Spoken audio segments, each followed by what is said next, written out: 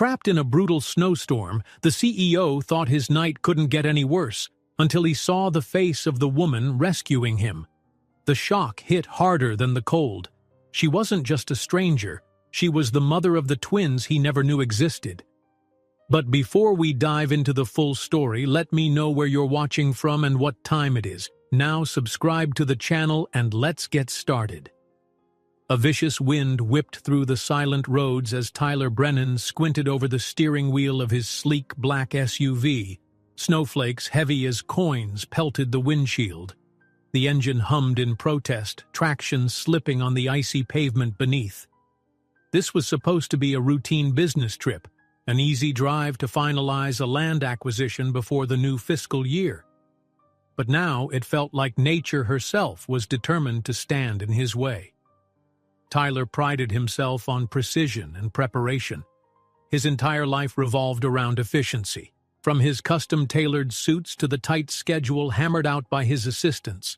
Delays were unacceptable, yet here he was, the CEO of one of the most powerful finance firms on the East Coast, struggling against a relentless snowstorm that threatened to stall his carefully orchestrated life. He glanced at the digital dashboard clock. 9:47 p.m. The land deal conference call was set for tomorrow morning, and he planned to be in a five-star hotel by now reviewing final contract details. Instead, the SUV's navigation system blinked uncertainly, satellites losing connection in the swirling white chaos.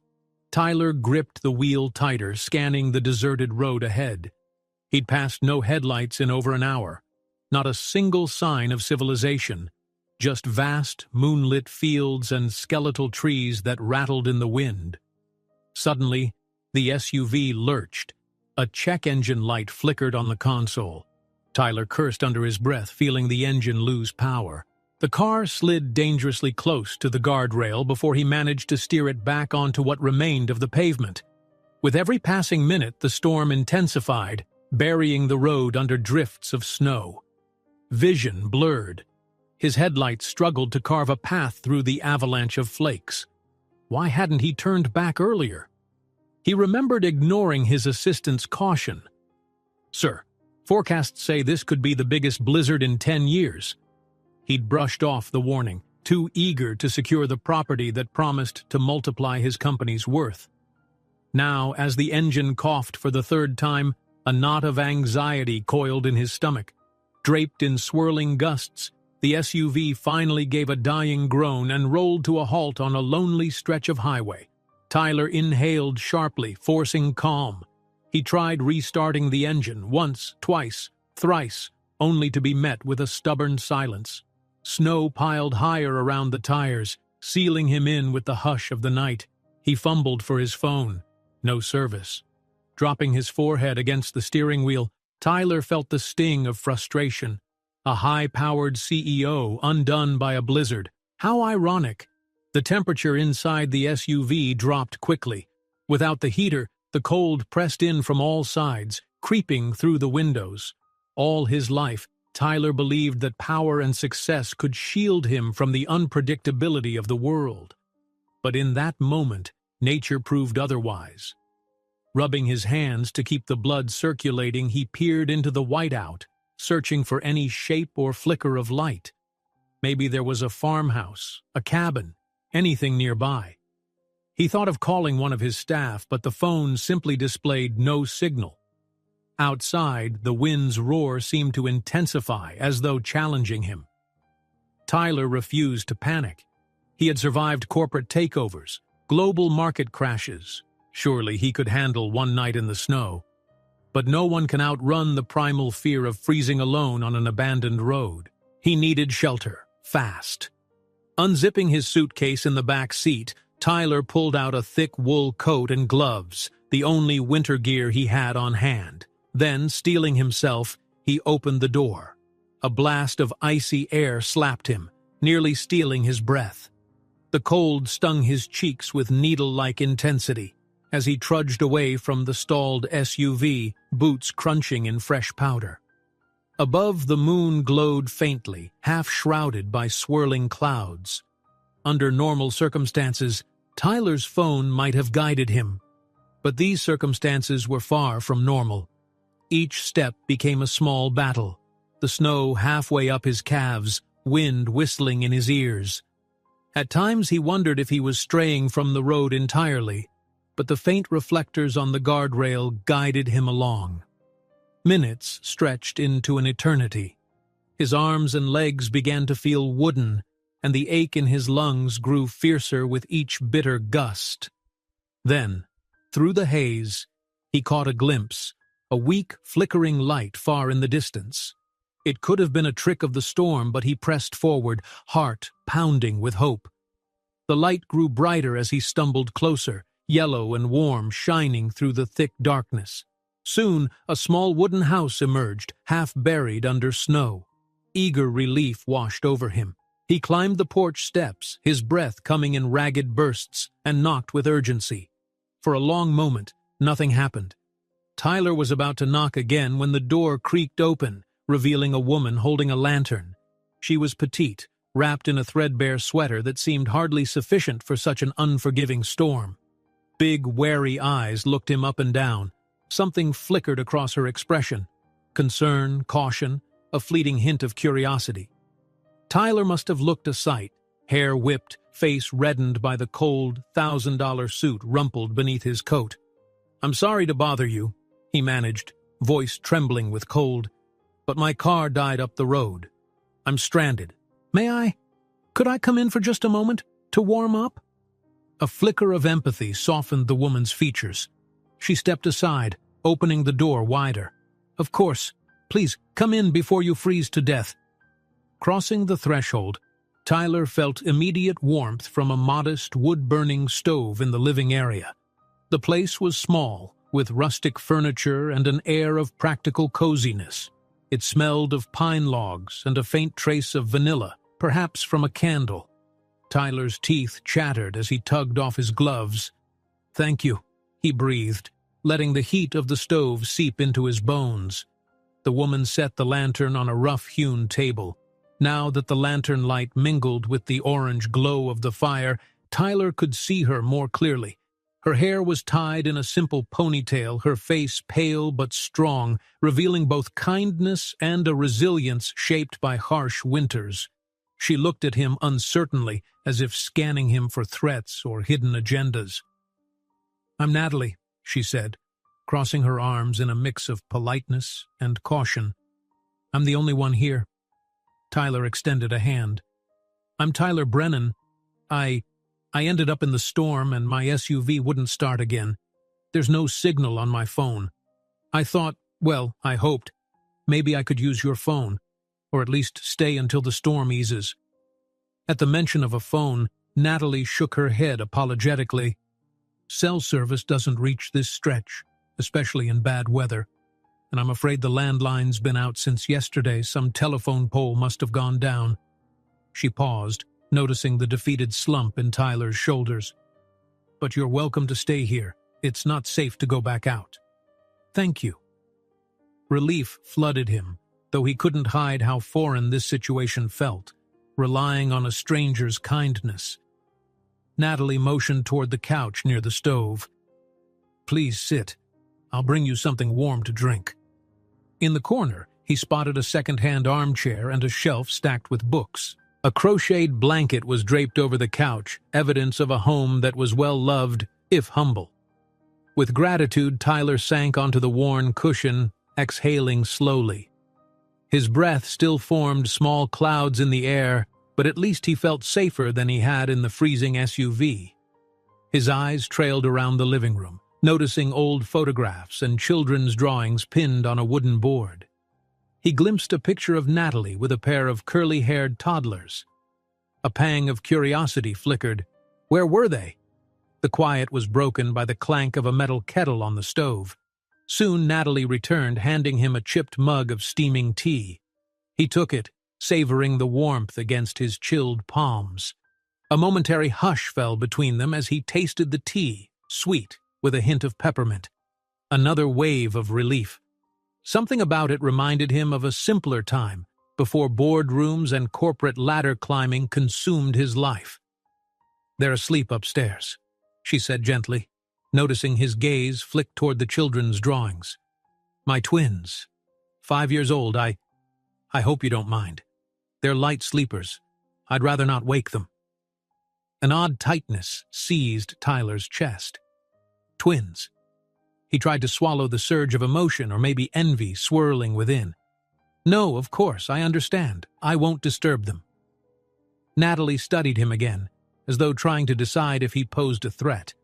Then she offered a guarded smile. I'll get some blankets so you can spend the night here. We can figure things out when the sun's up. He nodded gratefully. Thank you, Natalie. Really. A small, thoughtful nod. I don't see many visitors, especially in the middle of a blizzard. You must have a pressing reason to be out so late. In the flicker of the lantern and firelight, Tyler's face reflected a mix of weariness and that distant ambition that always drove him forward. I had a business matter to attend to. A land deal. Something important for my company. He wasn't sure why he added the next part, but it came out anyway. I guess it's not as important as I thought. Not when you're stuck in the cold. Natalie said nothing at first, letting the truth of that statement settle in the dimly lit room. Finally, she patted the couch. Rest. I'll be back with those blankets. As she walked away, Tyler realized the strangeness of his predicament. A man used to plush hotels and first-class flights, now at the mercy of a stranger's generosity in a remote cabin. Snow battered the windows, howling in protest at the growing warmth inside, and somewhere upstairs, 2 children slept, oblivious to the bizarre intrusion that might change their lives forever. Before he could lose himself in swirling thoughts, the floorboards above creaked. A small figure peeked down from the top of the stairs. A little boy, hair tousled from sleep, curiosity shining in big brown eyes. Tyler lifted his gaze and froze. For a heartbeat, the child did too, as if they were evaluating each other across a gulf of time and unspoken truths. Then, quietly, the boy disappeared back into the shadows, leaving Tyler with a strange, unexplainable sense that tonight was only the beginning of a much deeper story. One that went far beyond a stalled SUV or a missed business meeting.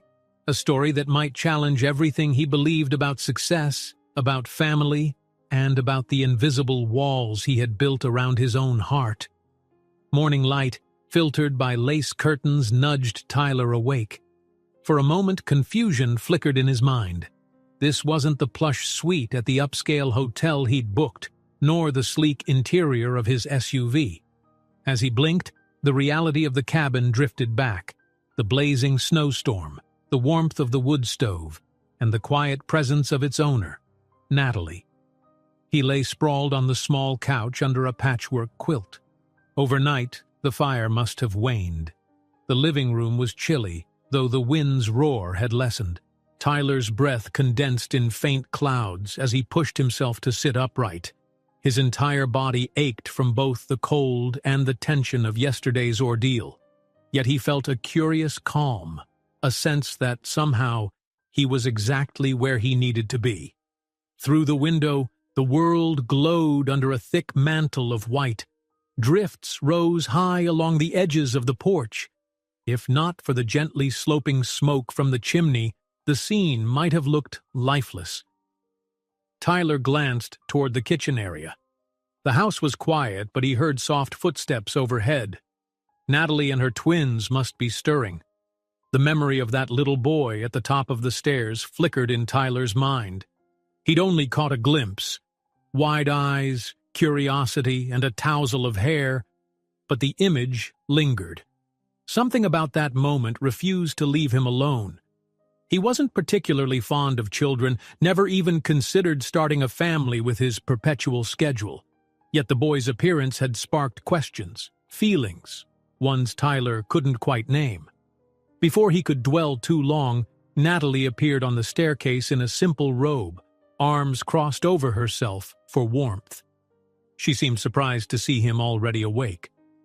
"Morning," she greeted softly, stepping onto the creaking floorboards. "You slept well, I hope."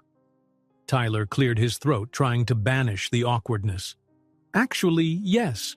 Better than I expected. Thank you. He rubbed the back of his neck, attempting a polite smile. For letting me stay. I've never been so relieved to see four walls. She nodded, her expression thoughtful. We were all once in need of a little help, you know. I'm glad the storm led you here safely. Outside, the wind rattled a loose shutter, reminding them the storm still held the land in its icy grip. Tyler cast an anxious glance toward the window. Think I can call for a tow truck now? Or maybe there's a local service? Natalie's lips curved in a wry grimace. Judging by those snowdrifts, I doubt any truck can get through today. Plus, phone lines remain spotty. But you're welcome to try your cell again. She lifted a shoulder, half apology, half exasperation. Out here, storms can knock things out for days. Days. The thought jarred Tyler. A barrage of obligations surged in his mind. The morning conference call, the land deal, corporate tasks that demanded his attention. He patted his pockets. The phone was still there, but showing zero service. He flicked it off in frustration. I guess I'm stuck, he muttered. A pause. Sorry, I don't mean to impose. Natalie offered a quick smile, dismissing his worry. It's all right.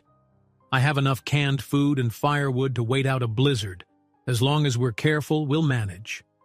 She tucked a stray lock of hair behind her ear, then turned toward the small kitchen. How about coffee? I can at least offer that. His stomach clenched at the mention of coffee, not from displeasure but from unexpected longing. That would be great, he said, forcing a casual tone. While she busied herself over the old-fashioned stove, Tyler stood and carefully folded the quilt.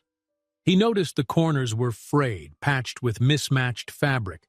Each stitch felt like a testament to resourcefulness, an unspoken story of a woman who made do with what she had. Just as he was about to sit again, soft footsteps echoed from the stairs. 2 young children descended, twins indeed, a little boy and girl, both with dark hair that curled at the tips. They wore warm pajamas, the kind decorated with cartoon animals. The girl clutched a small stuffed rabbit while the boy rubbed his eyes, still thick with sleep. Tyler tried not to stare, but something in him froze. It wasn't just that they shared the same nose or the same shade of brown eyes. It was the uncanny sense that they seemed familiar. He must have frowned without realizing because the children blinked at him in shy curiosity. "Good morning," Tyler said, offering a gentle smile, an unfamiliar gesture for him. "I'm Tyler. I got caught in the storm last night." The boy studied him for a moment, then shuffled closer to Natalie. The girl followed, eyes darting between Tyler and the windows. Finally, the boy mumbled, "Mommy said you got stuck, that your car broke." Natalie placed 2 mugs of coffee on the table and gave the twins a reassuring nod. "Yes, sweetie. Mr. Tyler's car wouldn't start, so he slept on our couch. We're helping him until the storm clears." Both children processed this information in solemn silence. Something about their manner caused Tyler's heart to do an odd flip. No scolding or laughter from them, just a calm acceptance that life was unpredictable. For a CEO accustomed to brisk, formal introductions in well-lit offices, these small humans carried a depth that momentarily disarmed him. Natalie motioned to the tiny table by the stove. "I'll pour cocoa for you two. Come sit." She glanced at Tyler, a trace of apprehension crossing her face, though she kept her voice even. "I only have 1 extra chair, but you can sit on the sofa and drink your coffee if you like."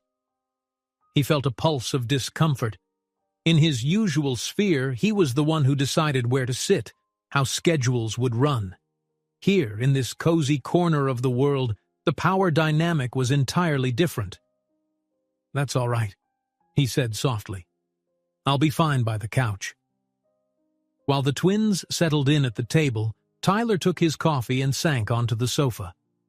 A delicious aroma filled the cabin, fresh brew mixed with the faint tang of wood smoke. It wasn't his usual gourmet espresso from the city, but in that moment, it tasted better than any corporate perk. Sipping, he closed his eyes to savor the warmth spreading through him. He opened them when he sensed movement.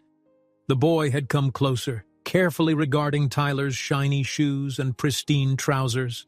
"You're dressed fancy," the child remarked, voice curious rather than mocking. Tyler let out a small chuckle. "I guess I am. It's what I normally wear to work." The boy tilted his head. "You work in a big building?" A fleeting memory of the towering glass structure that housed Brennan Holdings crossed Tyler's mind. Offices sprawled over multiple floors, each desk a station of ambition and tension. "Yes," he managed. "I do." Natalie stepped between them, placing 2 steaming mugs of cocoa on the table for her children. "All right, you two? Careful, it's hot. And don't bother Mr. Tyler with too many questions, okay?" She threw Tyler an apologetic glance, which he returned with a slight shake of his head. He wasn't bothered at all, surprisingly. In fact, a part of him felt drawn to these inquisitive little people, curious about their world that was so far removed from his. The morning unspooled slowly. A snowfall hush blanketed everything, so Tyler stayed put, feeling the strangest sense of having stepped out of his own life. Occasionally, the twins would whisper to each other, glancing his way as if deciding whether to trust him. Natalie moved about, methodically tidying the small space, pausing to check the supply of firewood or to stir the pot of oatmeal she'd started. "Breakfast is almost ready," she announced finally. "Oatmeal might not be your usual fare, but it's warm and it'll keep us going." Tyler offered a polite nod. "Thank you. That sounds perfect." In truth, he never ate oatmeal back home. He usually started the day with an energy bar or a conference call. He couldn't recall the last time he'd had a homemade breakfast, shared around a table with steam rising from bowls and someone else's kindness in the air. As they gathered, Tyler offered to help, unsure if that was correct etiquette in this simpler setting. Natalie let him carry a bowl or two, her expression mildly surprised at his courtesy. Soon, 4 mismatched bowls of hot oatmeal sat on the table. The twins perched on their chairs, and Tyler lowered himself onto the old sofa's arm, not wanting to crowd the children's space. A moment of silence passed as Natalie folded her hands, some unspoken grace that Tyler sensed she did out of habit. Then they began eating. The oatmeal was thick, sweetened with a bit of sugar, and dotted with whatever dried berries Natalie had in the cupboard. Tyler's taste buds lit up. It was simple, but it tasted comforting.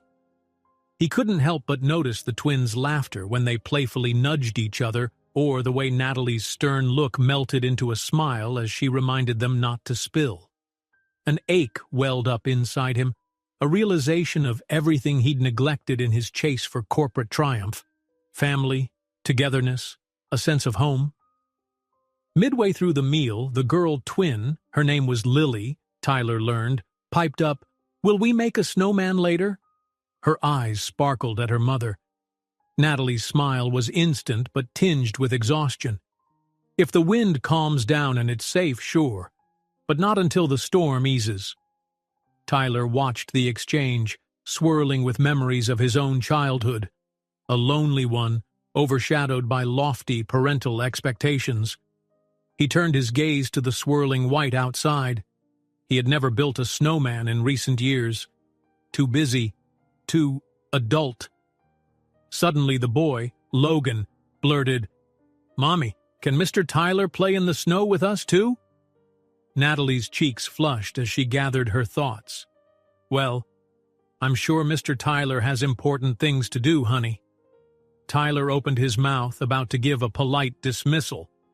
But the look on Logan's face, hopeful, wide-eyed, made him pause. In that single moment, Tyler felt the old fortress of his corporate persona crack. "We'll see," he said softly. "If we're still, stuck here, I might join you. I've got some time, I guess." Logan grinned, and Lily giggled. Natalie's eyes flicked from her children to Tyler, a swirl of gratitude and caution in her gaze. She seemed to sense a shift in him, or maybe it was in herself. That's when Tyler noticed something else, something that made his pulse quicken. On a nearby shelf, among scattered belongings, stood a framed picture of the twins as toddlers, and in that picture, one of them clutched a small rattle that looked oddly familiar, bearing a monogrammed B, the same stylized letter that was once part of a rare baby gift line purchased under his own family name. Heat surged through Tyler's chest. A strange suspicion wormed through his thoughts, one he immediately dismissed as impossible. Still, he couldn't tear his eyes away from that letter on the rattle. Could it be? Before he could unravel the implication, Natalie rose, clearing bowls and swiftly pivoting the conversation to the day's chores. But Tyler felt the spark of realization flicker, refusing to die. For the first time, the snowstorm was no longer his biggest concern.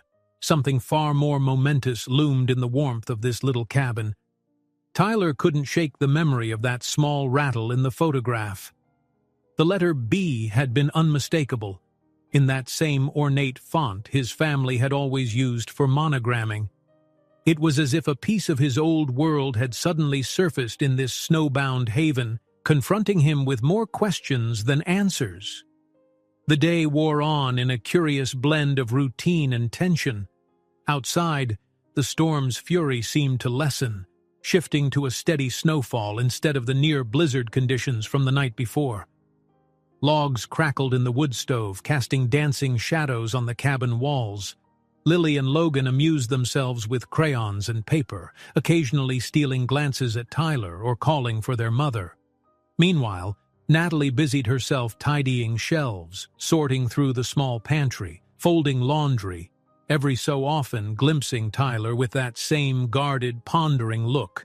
Despite the swirl of questions in his mind, Tyler tried to be useful. He helped bring in fresh wood from the stack outside, stomping off snow at the door so as not to track it all over the floor. He offered to wash dishes after lunch, though he lacked the practiced ease of someone who did this often. Natalie watched him rinse plates at the tiny sink, a slight crease on her brow. She was polite, but there was an invisible barrier between them. Some unspoken wariness mingled with curiosity. Eventually, the twins retreated to their room for an afternoon nap, leaving Tyler and Natalie alone in the living area. A hush settled, broken only by the hiss of the fire and the distant moan of winter wind. Tyler stood near the window, arms folded, eyes tracing the silent forest that spread beyond the yard. "Is the weather always this harsh out here?" he asked, half to break the silence, half out of genuine wonder. Natalie set down the dish rag, leaning against the back of a chair. "Winters can be brutal," she admitted, "but usually we have warning. I stock up on essentials, just in case." She gestured around her. "When you have children, you learn to be ready for anything." Children. The word hung heavily in the air. Tyler inhaled, turning to face her. He hoped to find a way to broach the subject swirling in his mind. "Where are there—" he started, then immediately felt awkward. "I mean, the twins' father—" His words tapered off. Natalie's expression stiffened. Something flickered in her eyes, a combination of hurt and an old, guarded pain. He regretted asking so directly, but it was too late. She drew a slow breath, arms crossing over her chest. "It's not something we talk about," she said quietly. "He left a long time ago, before they were born." A spark of sympathy, maybe even guilt, pricked at Tyler. He nodded, not pressing for more. It was clear that whatever had happened was deeply personal, not a story to be shared lightly. Yet the coincidence of that rattle still nagged at him. Could it be that someone else had gifted the toy, just happening to use the same style of monogram? Possibly. Or was there a deeper link? Natalie cleared her throat, changing the subject. "I appreciate your help around here," she offered, her voice softer. "I'm sure this isn't how you pictured spending your weekend." Tyler gave a short laugh, lacking humor.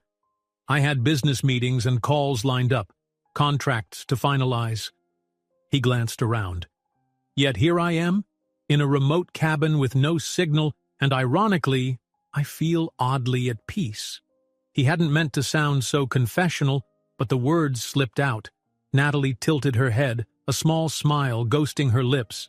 "I guess the storm forced you to slow down." He nodded, gaze drifting to the window. "It did. I'm usually never still. My mind's always racing to the next deal, the next goal." He shrugged. "I thought that was all that mattered." A thought lingered at the edge of his mind. Meeting Lily and Logan had stirred something he hadn't felt in years. This sense of wonder, of life being more than profit margins and acquisitions. But he wasn't sure how to articulate that, not without sounding sentimental or foolish. Natalie's eyes flicked to the photograph shelf. Tyler followed her gaze, heart pounding. Did she know what he'd noticed? Did she sense his suspicion? Her voice was low. "You keep looking at that picture." He swallowed. Sorry, I just..." He tried to choose his words carefully. "Where did you get that rattle the boy's holding?" A tense silence yawned between them, thick and pressing. Natalie's posture grew rigid, as if bracing for a confrontation. "It was a gift," she said finally, her tone guarded. "Why?"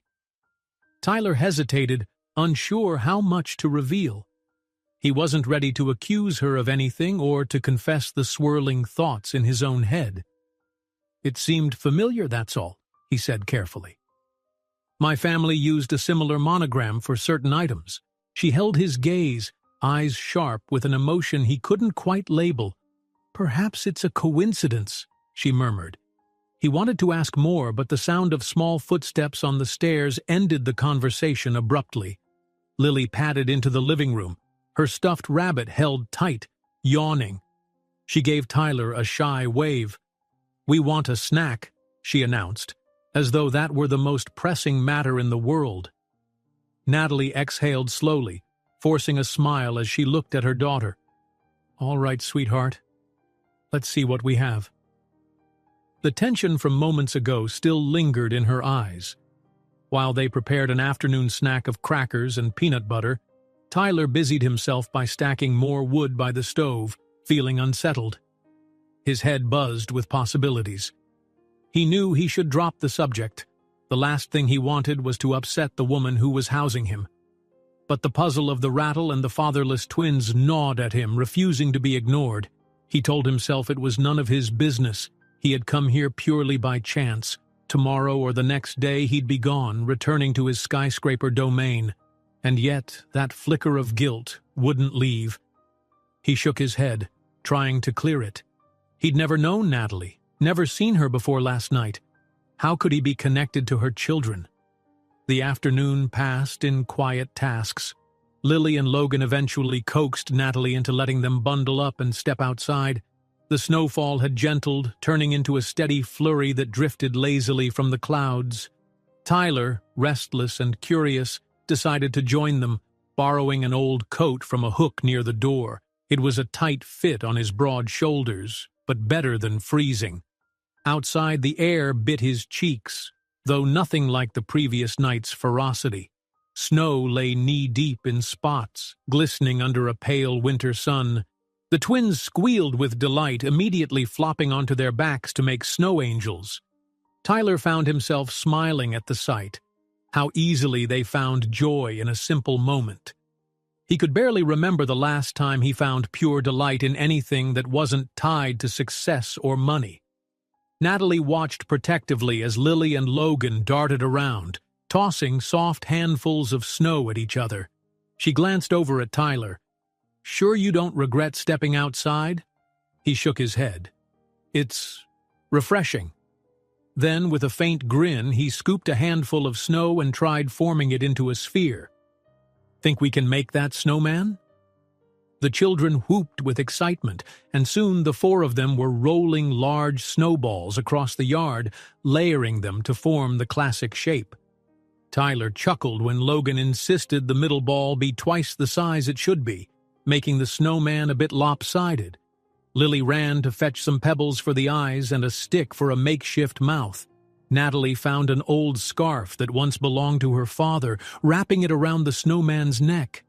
As they worked, Tyler stole glimpses of the twins' faces, their laughter, their bright eyes. If by some impossible chance these children were tied to him, had he unknowingly abandoned them? The notion made his stomach turn. He tried to dismiss it. He would remember if he had fathered children. It was just improbable, wasn't it? A swirl of wind brushed snow into their faces, and the twins shrieked in mock terror, running behind Tyler for protection. He found himself laughing, truly laughing, as he shielded them. Even Natalie cracked a grin. In that fleeting instant, an image flashed in Tyler's mind. The four of them together, not as strangers, but as something akin to a family. The thought tugged at emotions he'd long kept dormant, stirring equal parts warmth and alarm. When they finally finished building the snowman, Lily and Logan jumped around it in celebration. Natalie adjusted their hats, making sure their ears were covered. Then she turned to Tyler, eyes narrowing slightly against the cold. "All right, let's get inside. These two need to warm up." Tyler nodded, brushing clumps of snow from his borrowed coat. As they trudged back into the cabin, the afternoon sunlight caught the falling flakes, turning them briefly into a shower of diamonds. For a moment, Tyler paused, letting the children go ahead with their mother. He gazed out at the quiet whiteness, grappling with an upsurge of tenderness he didn't know how to place. He stepped inside, and the warmth of the cabin enveloped him once more. Natalie helped the twins peel off their damp mittens and boots, scolding them lightly for soaking their socks. Tyler shrugged out of his jacket, lost in thoughts that crashed like avalanches inside his head. He had come here chasing a land deal. Now he was chasing an inexplicable sense that his future might be bound up in a place he never expected, with people he never knew. Something more important than any contract was at stake. He just didn't know what to do about it.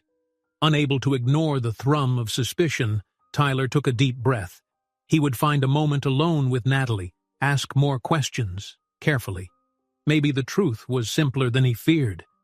Yet as the late afternoon light dimmed, turning the cabin's windows to gray squares, he couldn't escape the sense that everything was about to change, and he had no idea how to prepare for it.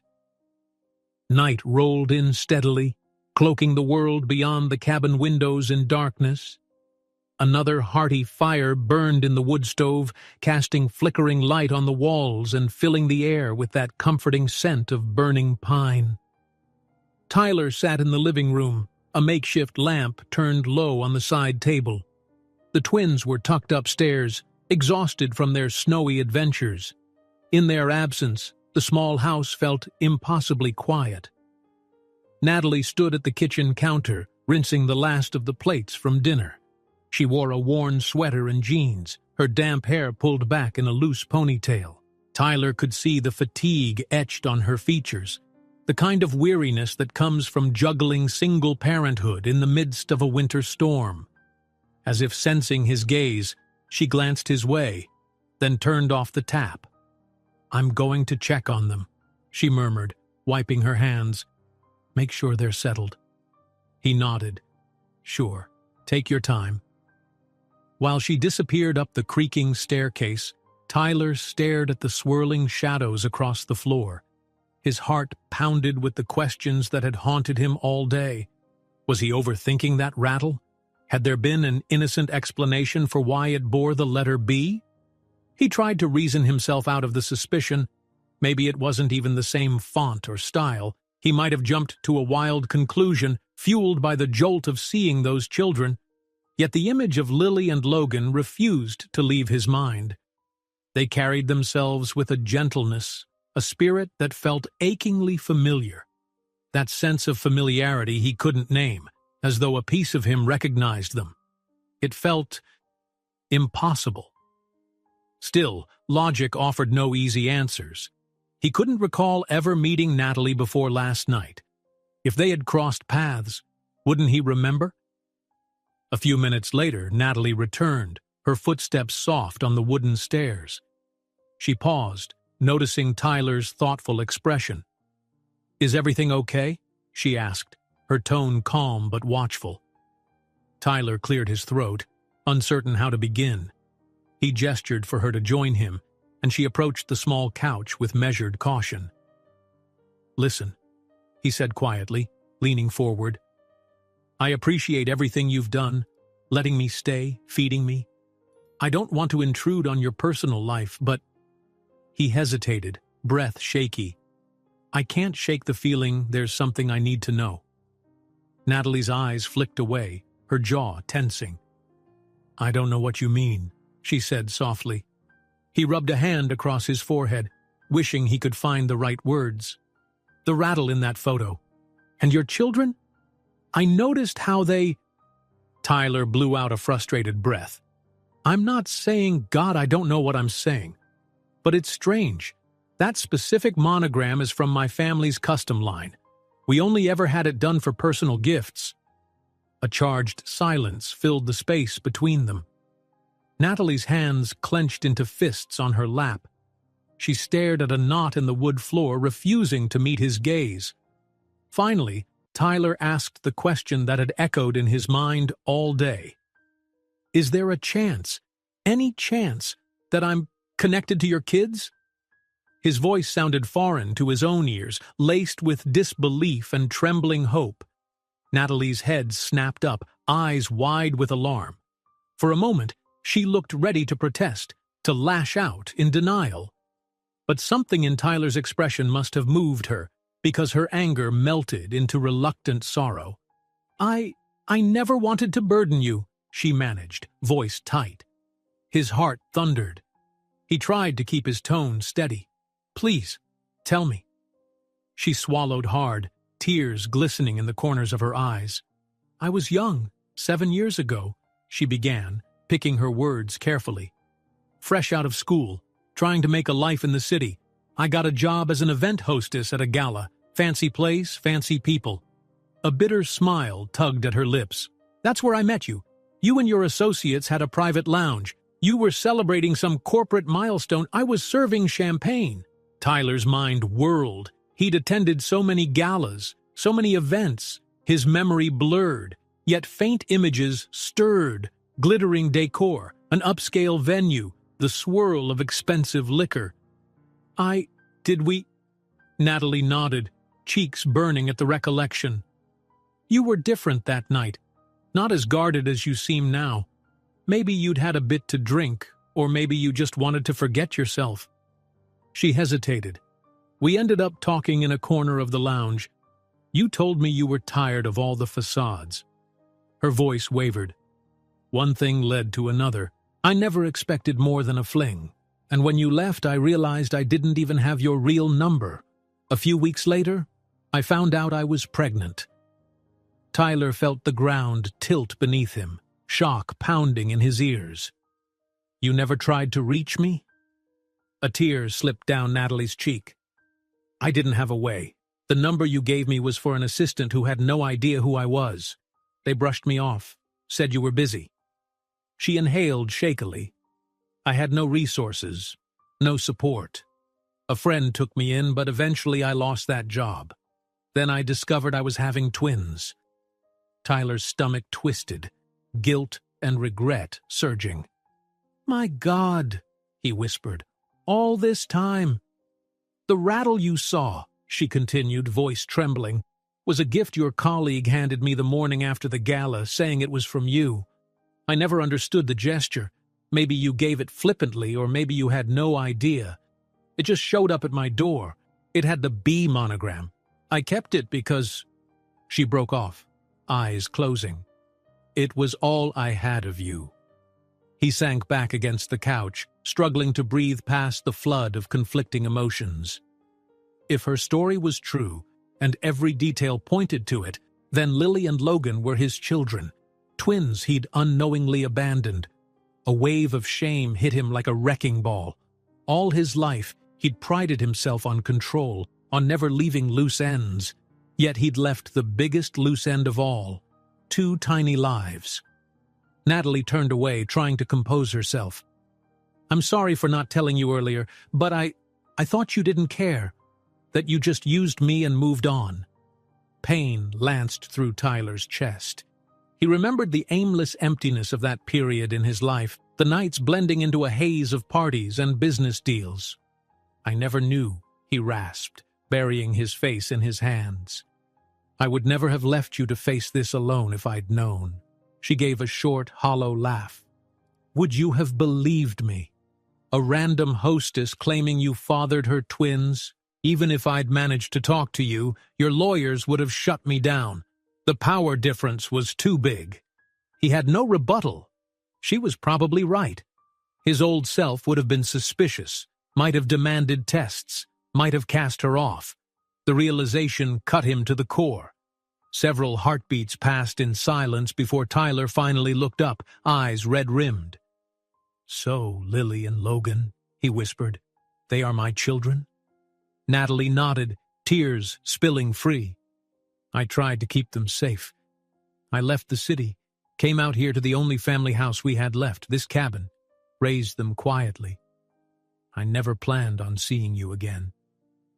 His gaze flicked toward the dark hallway leading to the stairs. Two small lumps of life lay asleep up there, unsuspecting. He felt a rush of longing so strong it nearly doubled him over. "They don't know," he said thickly, a shake of her head. "All they know is their father wasn't around. I just told them he couldn't be in our lives." Emotions swirled, anger at himself, sorrow for Natalie, heartbreak for the children. Tyler swallowed the lump in his throat. I want to make this right," he said, not sure how that was even possible. "I want to know them. I want to help." Natalie's eyes flashed with an emotion somewhere between hope and despair. "I don't want your pity or your money," she said quietly. "We've managed. We're not living in luxury, but the kids are safe, loved. That's all that matters." His heart ached. "That's good. But it's not enough for me to just say, 'Oh, well, sorry for the inconvenience.' They're my children, too.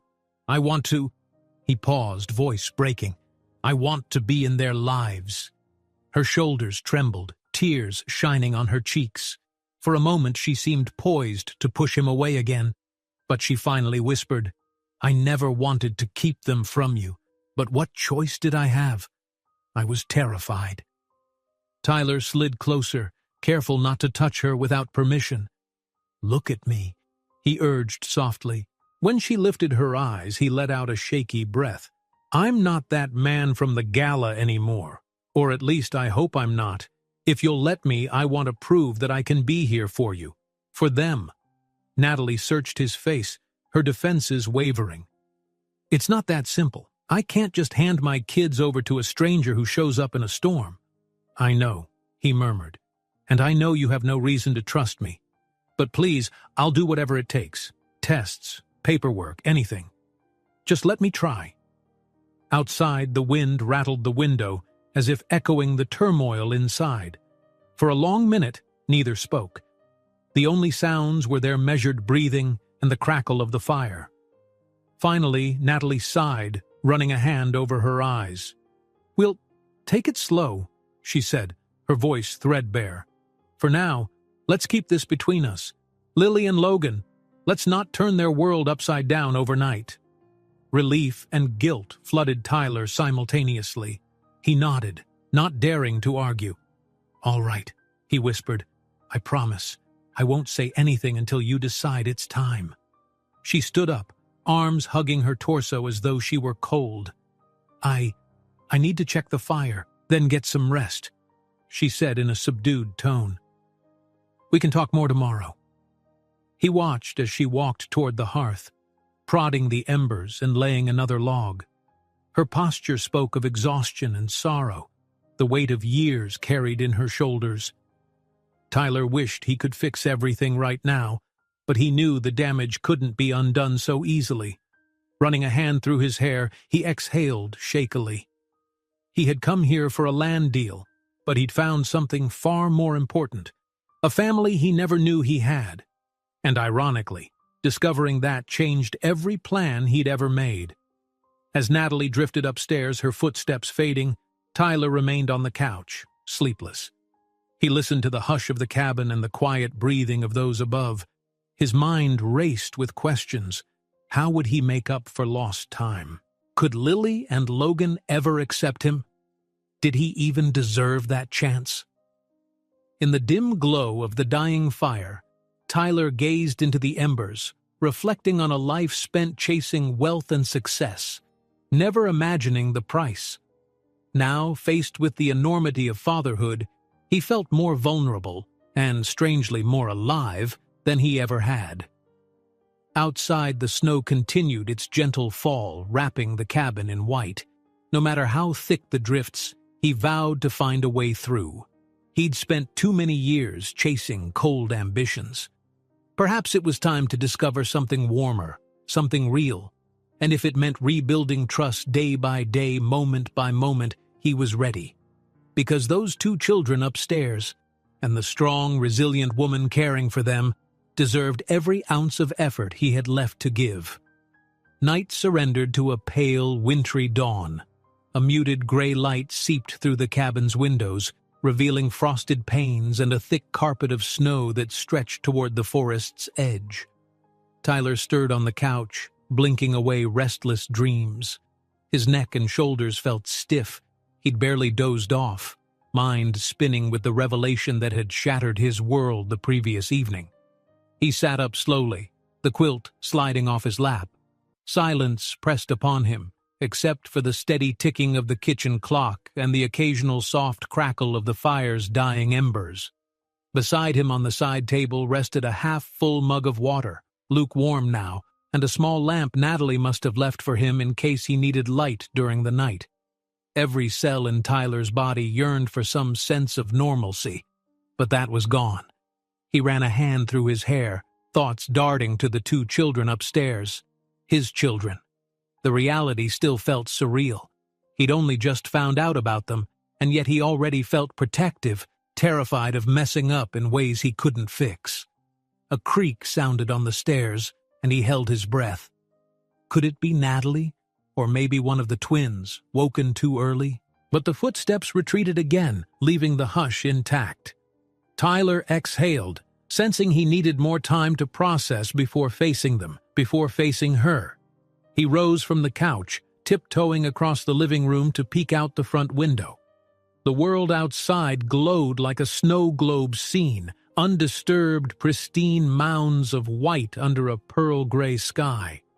He found no sign of plowed roads, and distant pines stood weighed down by frozen branches. He guessed his SUV was still half buried somewhere near the main route. Under different circumstances, he'd be cursing the storm for stranding him. Now, a small, ironic part of him felt oddly grateful. If the snow had not forced him here, he would never have learned the truth. Tyler decided to stoke the dying fire. He knelt beside the stove, carefully adding a split log, then coaxed the embers back to life with gentle puffs of breath. Soon, flames crackled anew, warmth pushing back the morning chill. He found himself pausing to watch the flickers of orange dance, something meditative in the way the flames leapt and curled. "You're up early." He turned to see Natalie descending the stairs, her expression neutral but wary. She wore a thick cardigan over her pajamas, arms hugged around herself to keep warm. With a nod of greeting, Tyler stood, giving her space near the stove. "Couldn't sleep much," he admitted softly. "Just thinking." She looked at him, something haunted flickering in her gaze. "Me too," she confessed. Her eyes darted toward the window as if measuring how much more time this storm would allow them, how much longer they'd be stuck in each other's orbit. An uneasy silence settled. Tyler cleared his throat. "How are they?" He wasn't quite sure how to refer to Lily and Logan yet. Saying "our children" felt too abrupt, but calling them the twins felt distant. "They're still asleep," Natalie replied. "They usually get up around 7. She tucked a loose strand of hair behind her ear, exhaling.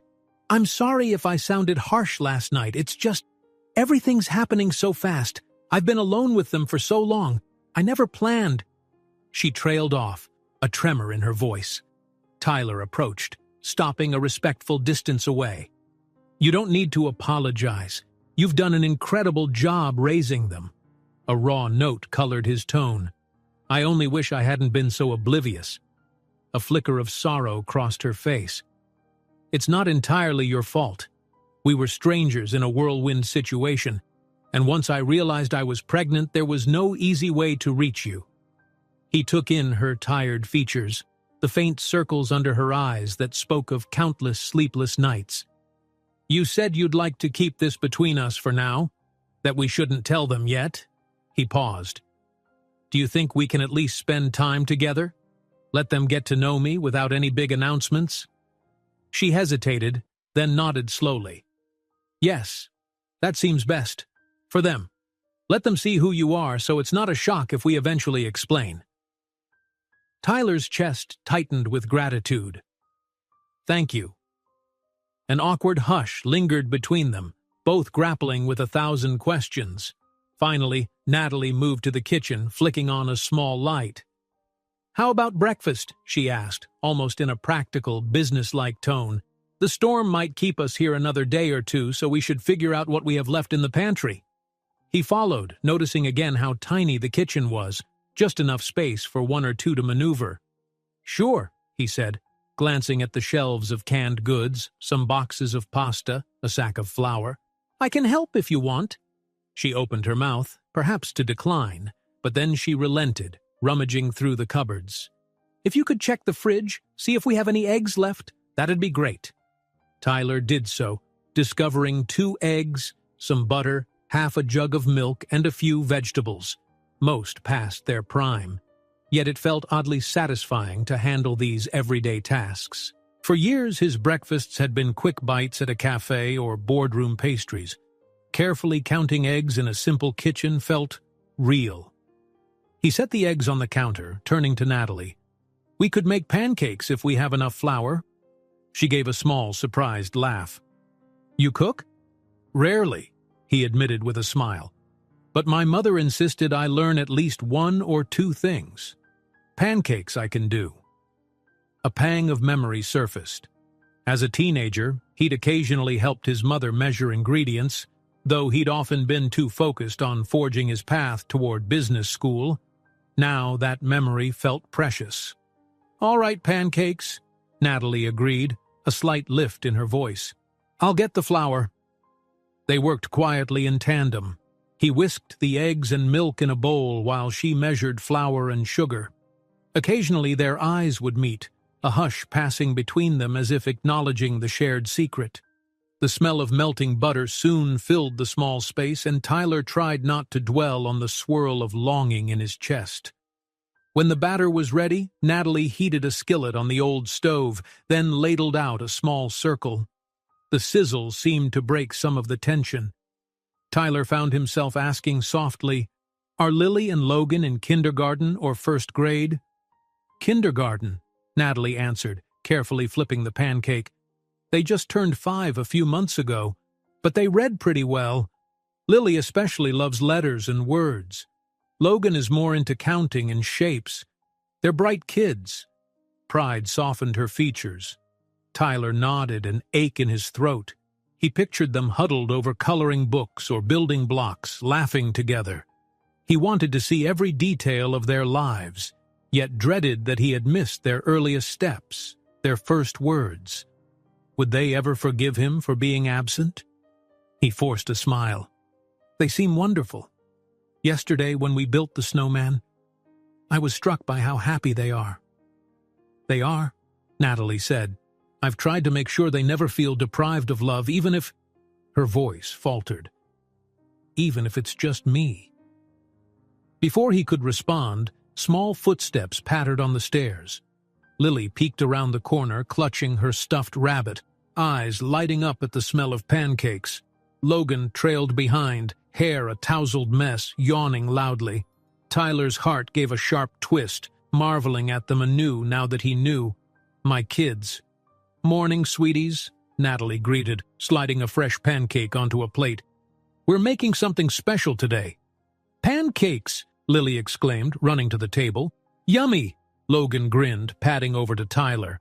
The boy stared up at him, that same curious spark in his gaze. You can cook?" he asked solemnly, echoing his mother's earlier disbelief. Tyler crouched slightly to meet Logan's eye level. "I can make pancakes," he answered with a playful wink. "But that's about it.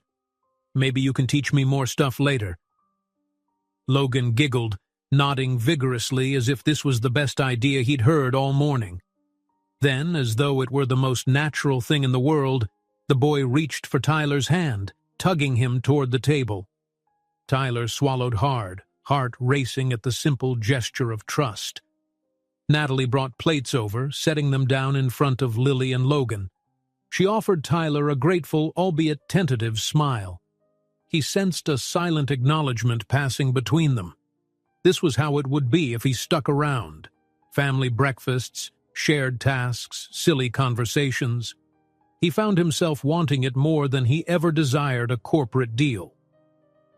They settled in for the meal, 4 plates of pancakes on the table. Though space was cramped, it felt oddly right. Tyler cut his stack carefully, occasionally glancing at Lily and Logan. They chattered about their dreams, about maybe building another snowman or sledding if the snow piled high enough. Tyler looked to Natalie for permission to join that conversation, and she nodded almost imperceptibly. He cleared his throat, voice gentle. "I might be able to help you build more than one snowman," he offered. "We can make an entire snow family." Logan nearly bounced in his chair. "Really? That'd be so cool," Lily giggled. "We can make a baby snowman, too." Natalie gave a soft laugh, the worry lines on her brow easing. Tyler felt a wave of warmth spread through him at the simple acceptance. Yet he also knew the unspoken reality. These children saw him as just a friendly visitor, a kind stranger who blew in with the storm. How would they react if, when, they learned the truth? After breakfast, Lily and Logan dashed off to their room to find hats and gloves, squealing in anticipation of more snowy fun.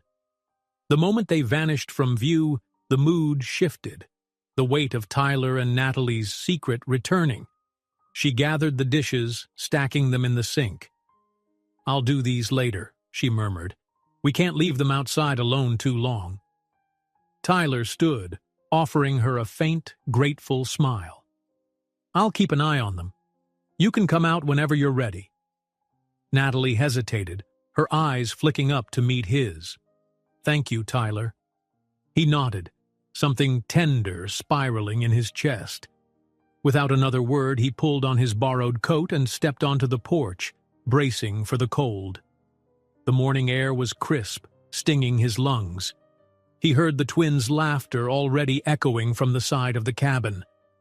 As he trudged through the snow to join them, his mind buzzed with possibilities.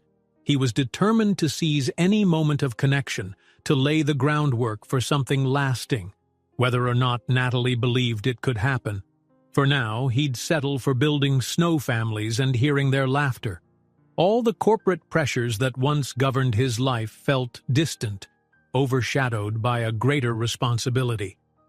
He found Lily and Logan trying to roll a massive snowball, grunting and pushing. Tyler laughed, diving in to help. They squealed in delight, ordering him to make it bigger and bigger. With each push, he felt a sliver of hope that one day they would understand who he was, and that maybe, just maybe, they'd let him stay in their world. In the distance, the forest loomed, and overhead, clouds hinted at more snow to come. But in this small pocket of warmth and laughter, Tyler sensed the first glimmers of a new life forming. He couldn't change the past, but he could fight for the future. And so, kneeling in the sparkling drifts, he shaped each mound of snow with a careful hand, forging a tiny symbol of the family he hoped to claim, no matter how many storms lay ahead. The snow crunched beneath Tyler's boots as he knelt to help Lily and Logan stack another gleaming sphere of packed ice. Morning had stretched into midday, and the sky above remained a low, shifting mass of pewter clouds, occasionally releasing fresh flurries. Crisp air brushed Tyler's cheeks. Only a day ago he would have been in a suit, discussing profit margins. Now he was out in a borrowed coat, rolling snowballs alongside two children who were, unbeknownst to them, his own. Lily giggled as Tyler balanced the second ball on top of the first. "He's almost as tall as you," she declared, measuring the snowman's height with her mittened hand. Indeed, the creation neared Tyler's shoulder, thanks to their enthusiastic piling. Logan darted around to pat the snow firmly, making sure the structure remained stable. "You know," Tyler said, looking between them with a playful glint, "this might become the biggest snowman in the entire county if we keep going." Logan's eyes sparkled. "Let's make it bigger than the house." Lily giggled, kneeling to gather a new armful of snow. "Then we'd have to climb ladders to put the head on." Tyler let out a genuine laugh, one he didn't even try to restrain. He marveled at the simple joy radiating from these kids, at how wholeheartedly they threw themselves into an activity that offered no tangible reward besides fun. It wasn't like a board meeting where everything hinged on success or failure. Here, the stakes were simply the delight of creation. As the trio worked, the cabin door swung open.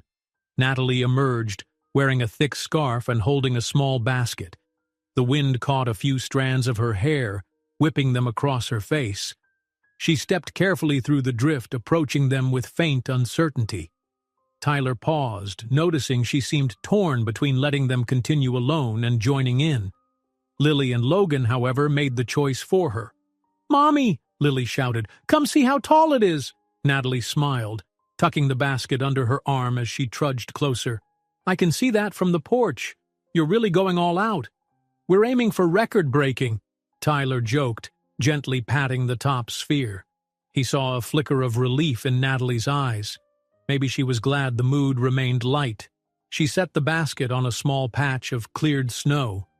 "I brought some snacks," she explained. "Figured you might need a break.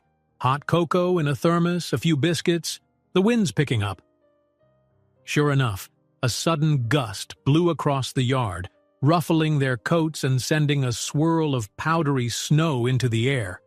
Lily and Logan squealed, pressing themselves against the snowman to stay upright.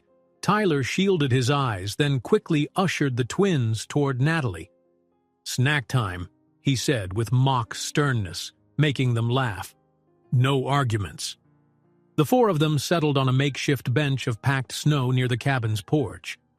Natalie poured steaming cocoa into small cups, and the twins warmed their fingers around the edges, sipping gratefully.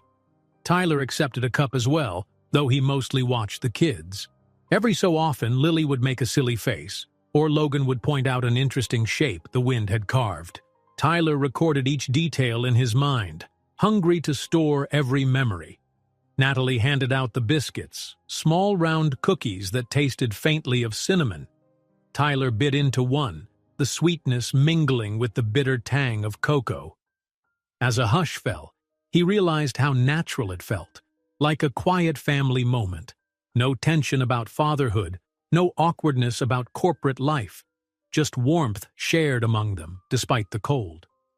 When Lily finished her cookie, she hopped off the snowy seat, bounding back toward the half-built snowman. "I want to find sticks for arms," she announced, scanning the perimeter. "Logan, help me?" Without waiting for a reply, she trudged off, her younger brother scrambling after her. Natalie and Tyler both stood to follow, though at a more leisurely pace. They drifted a few steps behind the children, letting them scout the yard. A scattering of nearby trees had shed branches under the storm's weight, leaving plenty of twiggy options. The kids pounced on them like buried treasure. "Look!" Lily cried, waving two spindly sticks. "These can be arms!" Logan nodded vigorously. "And maybe we can find pine cones for the buttons." Natalie pointed out a small pine near the fence. "There might be cones under that tree, but be careful. The ground's icy." Lily and Logan dashed off in that direction, giggling. Tyler and Natalie lingered behind, the hush of winter enveloping them. He caught her eye, and for a moment, neither spoke. The camaraderie they'd shared while building snowmen and sipping cocoa hung in the air, a fragile peace overshadowed by the secret they kept from the twins. Natalie cleared her throat, glancing at the kids rummaging by the pine. "They like you," she said quietly, almost surprised. Logan especially seems drawn to you." Tyler swallowed, gazing at the boy crawling around in search of pine cones. "He's incredible," he managed, voice low. "They both are." She nodded, a faint smile touching her lips. "They're good kids. Curious. Brave. I always wanted them to grow up feeling safe," Tyler ventured softly. "They seem to be doing well. You've given them so much with so little." He paused. "But maybe now I can help, in whatever way you think is best." He sensed the weight in her posture, the internal debate that warred behind her eyes. When she finally spoke, her voice trembled. "I'm not used to letting anyone into our life, especially not like this." He nodded, gloved hands tensing at his sides. "I understand. I'll follow your lead, but I won't walk away." A flicker of warmth shone in her gaze, reluctant trust perhaps. She took a breath as if to reply, but Lily's excited shout interrupted them. "Found 3 cones!" the little girl cried, waving her prizes overhead. "They're perfect!" Tyler and Natalie hurried over, kneeling to admire the cones. Logan retrieved a small, broken branch that he insisted could be the snowman's pipe. Natalie teased him. "Our snowman smokes?" She feigned shock, making Logan burst into laughter. Together, they trudged back to the towering snow figure, pressing pine cones in for buttons and poking the stick arms in place. Tyler lifted Lily so she could push one cone near the top, serving as a quirky chest button. Logan insisted on placing the pipe branch right at the base of the top sphere so it jutted out like a crooked mouth. Stepping back to admire their handiwork, Lily brushed her mittens together with satisfaction. "Now he needs a name." Logan clapped. "Snowy McSnowface." Tyler bit back a laugh. "That's definitely creative." Natalie hid a grin behind her scarf. "You two are unstoppable." The children giggled at their own joke, dancing around the snowman. Then abruptly, Lily paused and turned to Tyler. "You have to take a picture. You have a phone, right?" Tyler's stomach tensed. His phone was likely dead or still searching for service. He pulled it out from the coat's interior pocket, pressing the power button. To his surprise, the battery symbol blinked at a sliver of charge. Possibly he'd turned it off last night to conserve what was left, but there was no signal. "I can take one," he said softly, "but I'm not sure I can send it anywhere from here." "That's okay," Lily insisted. "We just want to see it." Exchanging a glance with Natalie, who nodded her okay, Tyler knelt down, angling the camera so the snowman stood behind Lily and Logan. He snapped a couple of shots. The children squealed, rushing to see themselves on the screen, delighted by the silly faces they'd made. Natalie hovered nearby, hesitant. Tyler beckoned gently. "Join us?" He offered the phone. "I can try a selfie of all of us." Her cheeks colored. For a heartbeat, she looked poised to decline. But then Lily tugged on her sleeve, demanding she come closer. "Please, Mommy." With visible caution, Natalie stepped beside them, leaning in so the phone could capture the group. Tyler's heart pounded as he positioned them all, one arm extended to hold the phone. Lily and Logan each pressed against a parent's side, oblivious to the significance of that pose. Tyler snapped the photo, a bit shaky, but it caught their smiling faces, the massive snowman behind them, and the swirling gray sky overhead. When he glanced at the screen, Tyler felt a lump rise in his throat. The image looked like a family portrait, albeit an impromptu one. The twins were beaming. Natalie wore a guarded smile, and Tyler's eyes shone with a mix of awe and longing. He carefully saved the photo, tucking the phone back in his pocket. Before he could dwell on it, the wind picked up, sending a swirl of snow across the yard. Natalie's voice rose above the gust. "Time to head in, kiddos. It's getting colder." Lily and Logan groaned, but obeyed, bounding toward the porch. Tyler and Natalie followed more slowly, the sense of closeness weighed down by the complex reality between them. Inside, warm air and the smell of wood smoke welcomed them. The twins peeled off coats and boots, scattering gear across the entry until Natalie nudged them to put everything away properly. Tyler helped Logan hang his coat on a peg, noticing how the boy's eyes sparkled with contentment, cheeks still rosy from the cold. Once they settled in the living room, Lily and Logan bounced onto the couch, demanding a movie or story to fill the afternoon. Natalie rummaged through a small box of DVDs, most of them animated or outdated. Tyler found himself glancing around, reflecting on how they had few luxuries, yet the house felt full of warmth. Finally, the twins agreed on an old animated film. Natalie popped it into a battered DVD player connected to a small TV set. Lily and Logan snuggled under a blanket, eyes locked on the screen. Natalie stood, crossing her arms, as if uncertain what to do next. Tyler hovered nearby, equally unsure. "Want to watch with us?" Lily piped up, noticing the adults lingering. Tyler nodded, a soft smile crossing his face. "Sure." Natalie exhaled. Then she, too, walked over. The couch was cramped, so Lily shifted onto Tyler's lap without hesitation, and Logan scooted to lean against Natalie. A wave of emotion hit Tyler as Lily relaxed against him. She smelled faintly of soap and snow. It was so simple, so normal, yet it felt monumental. The film started, bright colors and cheerful songs filling the screen. Tyler tried to focus on the storyline, but his gaze kept drifting to Lily's small head resting against his chest, and Logan's quiet absorption in the show, and Natalie's thoughtful eyes reflecting the flicker of the TV. He could sense her nerves, the question of how to navigate the future, but for the moment, they were a unit. Halfway through the movie, Lily dozed off, her breathing even and warm. Tyler cradled her gently, heart aching with tenderness. He glanced at Natalie, who regarded them with a mixture of relief and lingering apprehension. When the credits rolled, the small living area fell into a hush. Logan stretched and yawned, clearly fighting sleep. Natalie set a hand on his back, guiding him to his feet. "Why don't you go upstairs and brush your teeth, honey? You can rest a bit." He resisted at first, but a second yawn betrayed him. Nodding, he stumbled up the stairs. Natalie faced Tyler, noticing Lily's closed eyes. "I'll take her," she whispered, extending her arms. Tyler stood slowly, transferring Lily into Natalie's hold. For a second, their hands brushed, Lily's weight shifting from one parent to another. An electric current of emotion passed between them, unspoken. Then Natalie carried the sleeping child up the stairs, leaving Tyler alone in the quiet once more. He glanced at the TV's black screen, the faint DVD menu looping in the background. His mind roiled with reflections. A single day of building snowmen and watching cartoons, and already he felt so bound to these children. They had accepted him without question, not knowing the truth.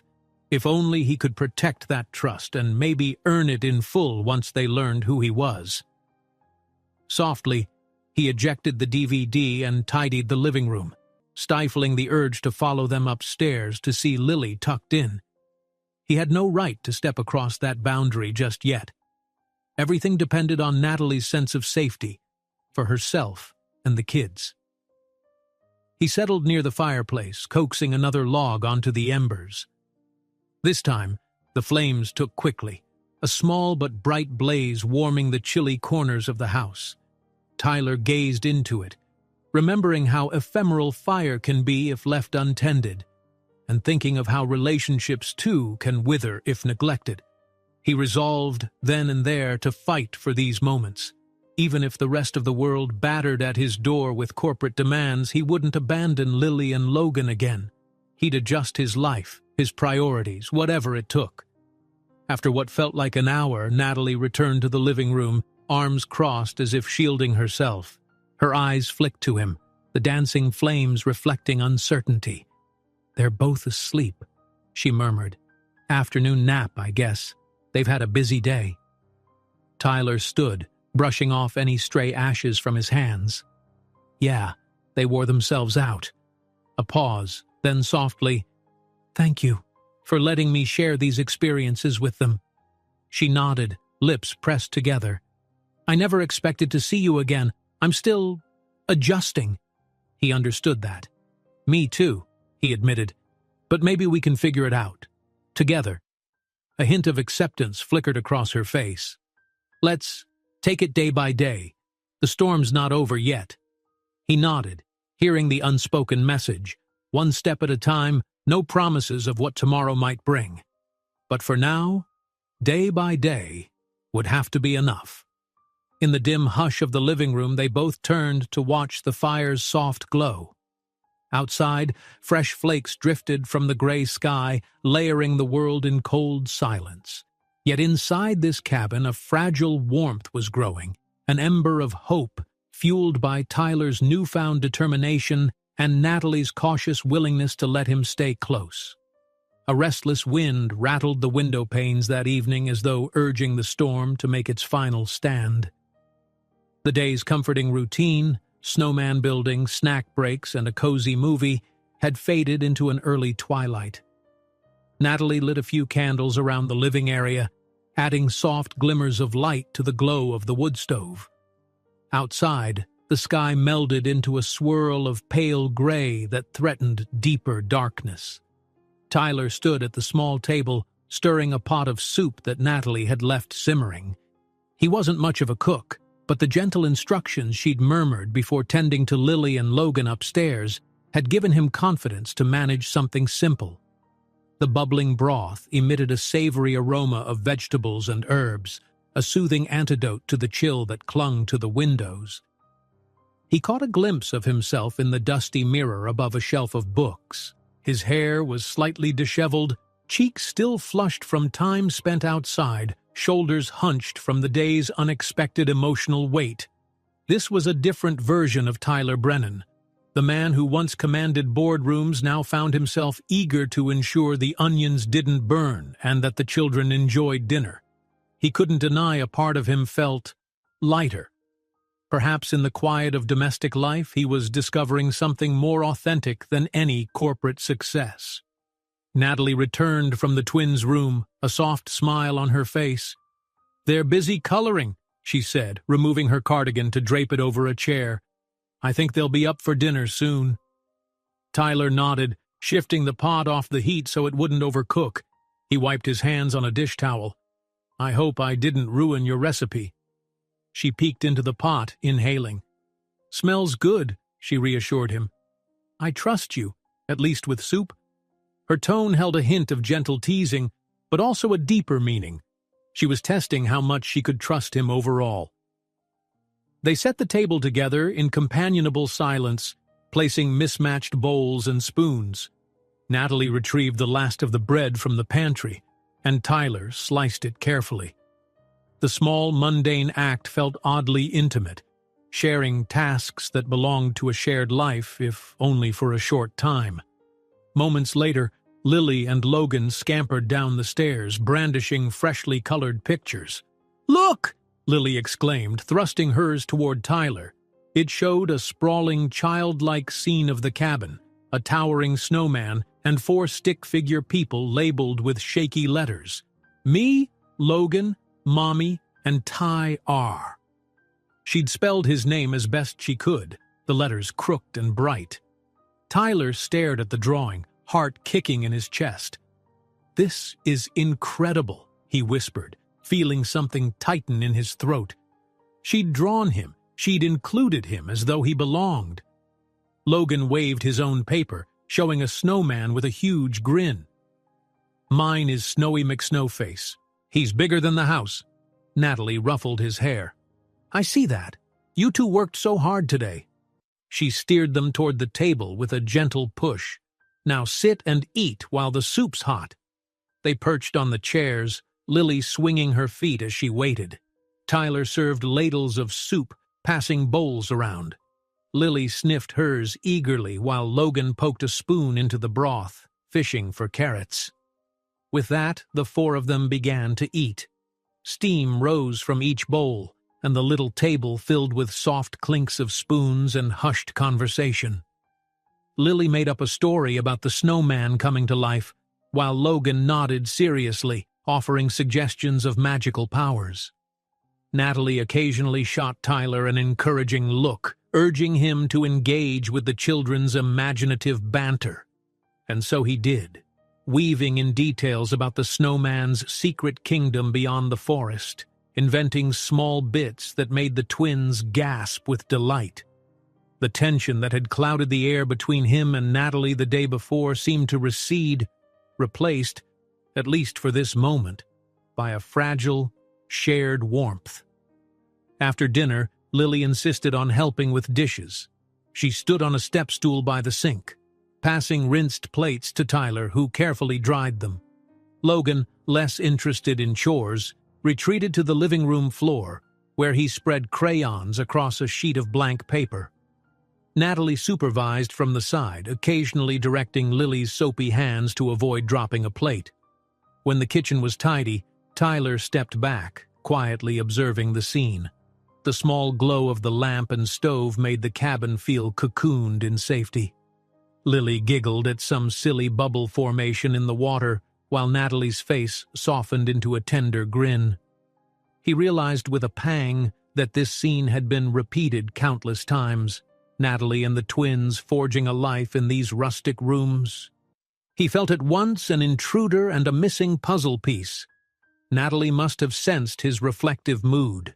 She turned off the faucet and gently motioned Lily down from the stool. "All right, Munchkin, off to play or read with Logan before bed." Lily obliged, skipping away. Then Natalie caught Tyler's gaze. "Thank you for helping with dinner, and well, for being so patient with them." He shook his head. "They're easy to like." She attempted a small smile, though anxiety flickered in her eyes. "I know we haven't talked about next steps. That conversation's hanging over us." He swallowed hard. "It is. But I'm prepared to wait until you're comfortable." Her arms folded protectively across her chest. "I appreciate that. I'm just scared. Not sure how to handle the idea of telling them about you. They love you already in a way, but this changes everything." Tyler felt a rush of gratitude that she recognized the children's affection for him, but also the weight of her hesitation. "I get it. I don't want to throw their world off balance, but I do want them to have a father." A tear shimmered in Natalie's eye, though she fought it back. "They deserve that, and if you're truly sincere about staying in their lives, then maybe, in time, we can figure out how to explain." She drew a shaky breath. "But only if you're really going to be there. No half measures. It would break their hearts to lose you." The gravity of her words pressed on Tyler like a physical weight. He recalled his old patterns: constant travel, endless board meetings, rarely sleeping in the same city 2 nights in a row, a life of unrelenting ambition. That life had left no space for fatherhood, or so he'd believed. Now, with Lily's sweet drawings and Logan's shy grin seared into his mind, he couldn't fathom walking away. "I'll change whatever I must," he said, voice steady. "I mean that." Natalie nodded, tears slipping free at last. She hastily wiped them, her posture vulnerable. Tyler wanted to comfort her, but he didn't dare assume that closeness. So they stood in silence, emotions swirling, until Lily's voice called from the living room, "Mommy, can we have a story before bed?" Natalie composed herself, speaking gently. "Yes, sweetheart. Give us a minute." She glanced at Tyler again. "Want to join? I usually read them a short book." He felt a surge of gratitude for the invitation. "I'd love to." They moved to the living room. The twins were already sprawled on the rug, crayons scattered in Logan's case, Lily holding a stuffed rabbit.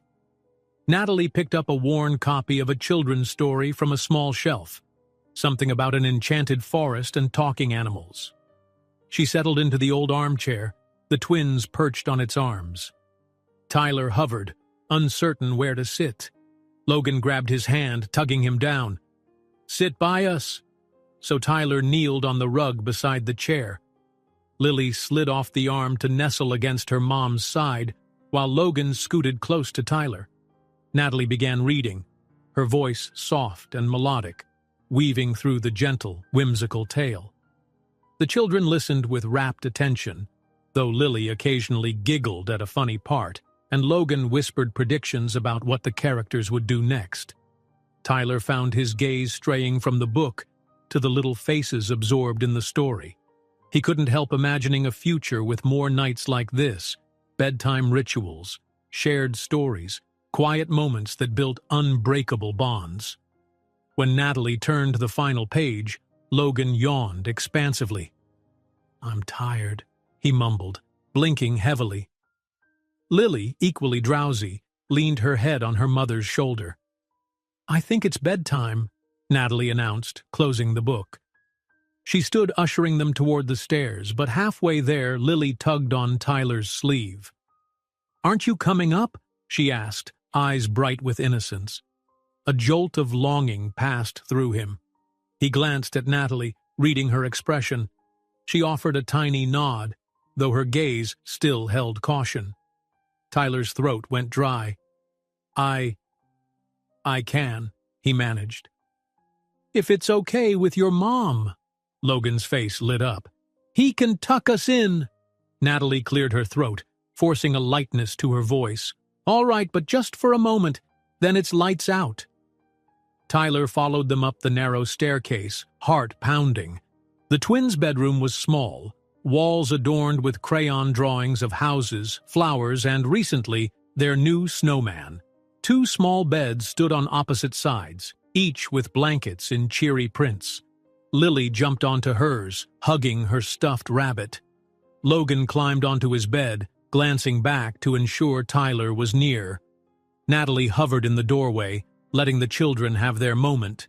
Lily demanded a hug from Tyler, which he gave gently, her arms wrapping around his neck in a way that made his chest tighten with overwhelming emotion. Then Logan offered a fist bump, which made Tyler grin. "Night, Tyler," the boy said, using that charming, slightly incorrect version of his name. "Good night," Tyler murmured, voice thick. "Sweet dreams, you two." Natalie stepped in to pull up their blankets, pressing kisses to each forehead. Lily's eyes fluttered closed while Logan shifted to get comfortable. The quiet whir of the small space heater in the corner provided a soft hum. With the children settling in, Tyler and Natalie slipped out, shutting the door until only a sliver of light from the hallway remained. Back on the landing, they exchanged a look that contained more than words could say: gratitude, uncertainty, and a bond forged in secrecy. Downstairs, the living room flickered in lamplight. Tyler felt uneasy, aware that every precious moment with the twins deepened his resolve.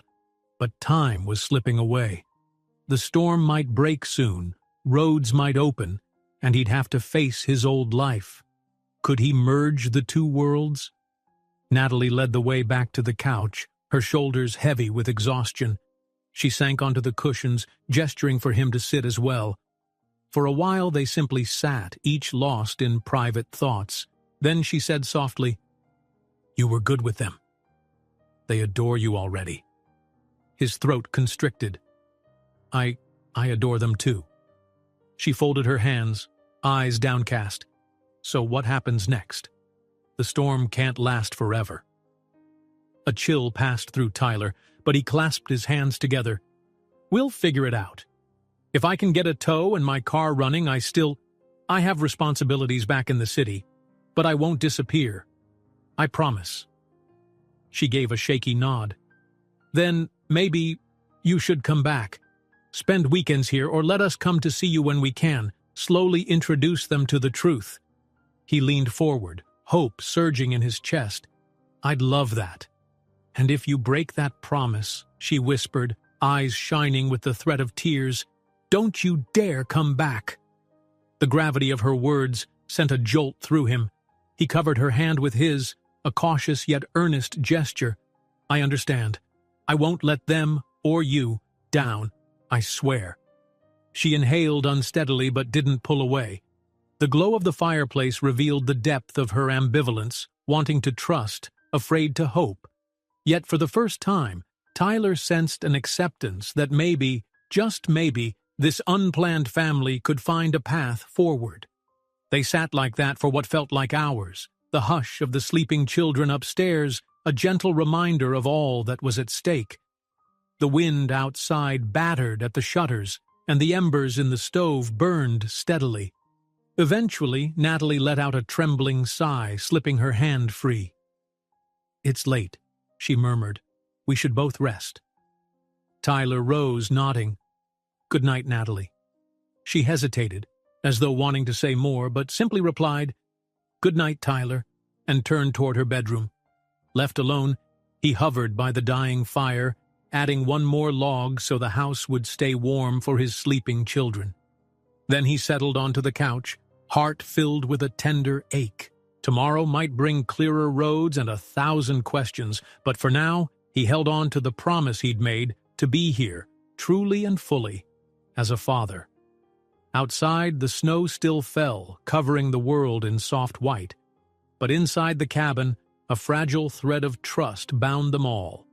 Tyler closed his eyes, letting that quiet hope fill his dreams, as if each snowflake's descent spelled out a new beginning, one he was determined not to waste. By the time Tyler opened his eyes, the storm's fury had finally abated, giving way to a bright but frigid morning. Pale sunlight streamed in through the cabin windows, revealing a world transformed. The snow lay in massive drifts, its surface glinting under the crisp winter sky. He sat up on the couch, blinking away remnants of sleep. For a moment he wondered if everything from the past 2 days had been a dream. The broken SUV, Natalie, Lily, Logan. But then he caught sight of a child's crayon drawing pinned to the wall near the staircase, depicting the oversized snowman and 4 figures, one labeled Ty-RR. A gentle ache of reality settled in. The house was quiet, save for the faint pop of the wood stove and the muffled hum of the refrigerator. Gingerly, Tyler folded the blanket and rose, stretching his stiff muscles. He spotted a note on the kitchen table, weighted down by a salt shaker. "Went to gather extra firewood with Lily and Logan. Didn't want to wake you. Be back soon. Natalie." He exhaled, feeling both relief that they hadn't vanished and regret at missing an early opportunity to help. Stranded though he might still be, at least now the snow looked more negotiable. The battered phone in his pocket still showed no bars of service. He decided that once Natalie returned, he'd try walking up the road a bit to see if he could locate a signal, or maybe the main route had been plowed overnight. But first he tidied the living area, folding the children's blankets and straightening the scattered crayons on the floor.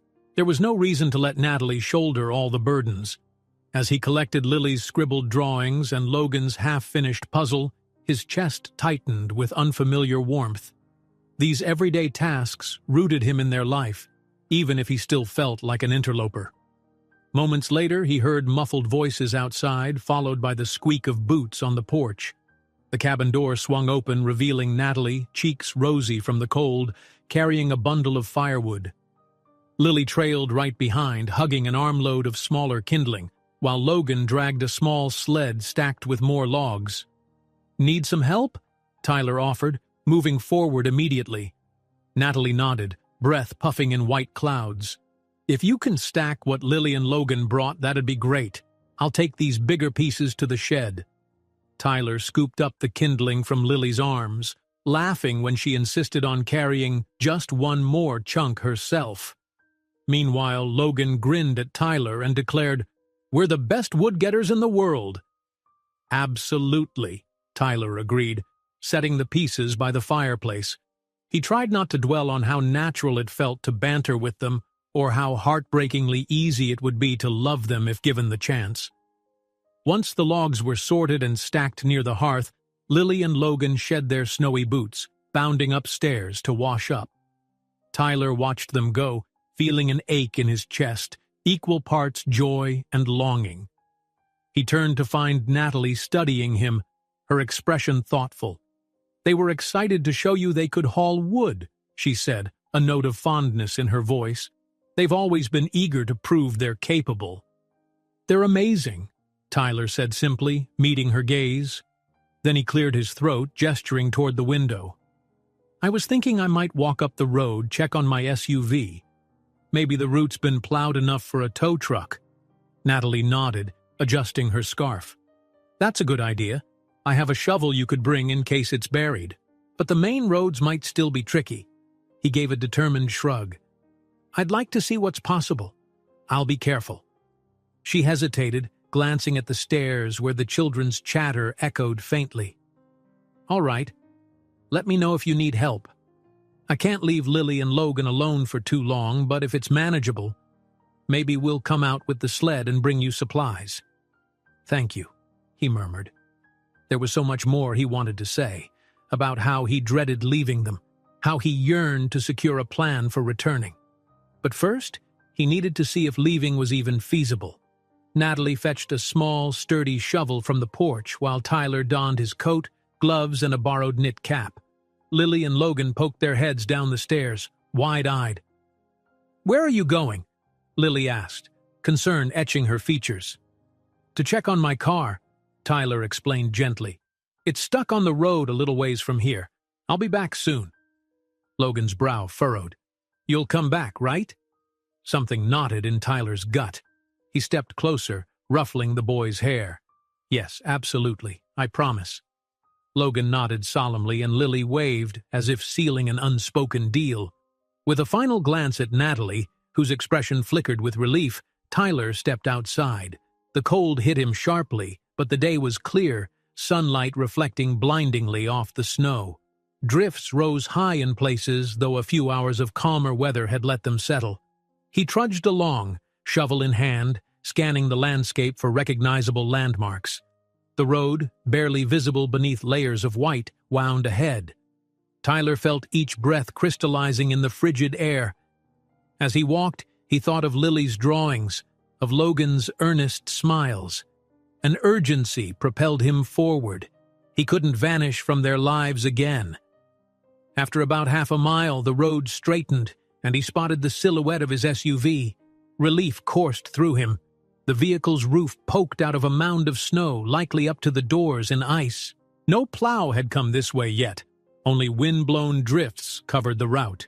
He had his work cut out for him. Setting the shovel down, Tyler tested his phone. Still no signal. He grimaced. So much for calling a tow truck. Unless the county plows arrived soon, he'd be stuck waiting. With a resigned sigh, he began clearing the snow around the vehicle's doors, trying to dig it free. Each shovelful was heavier than it looked, a mix of dense powder and frozen layers.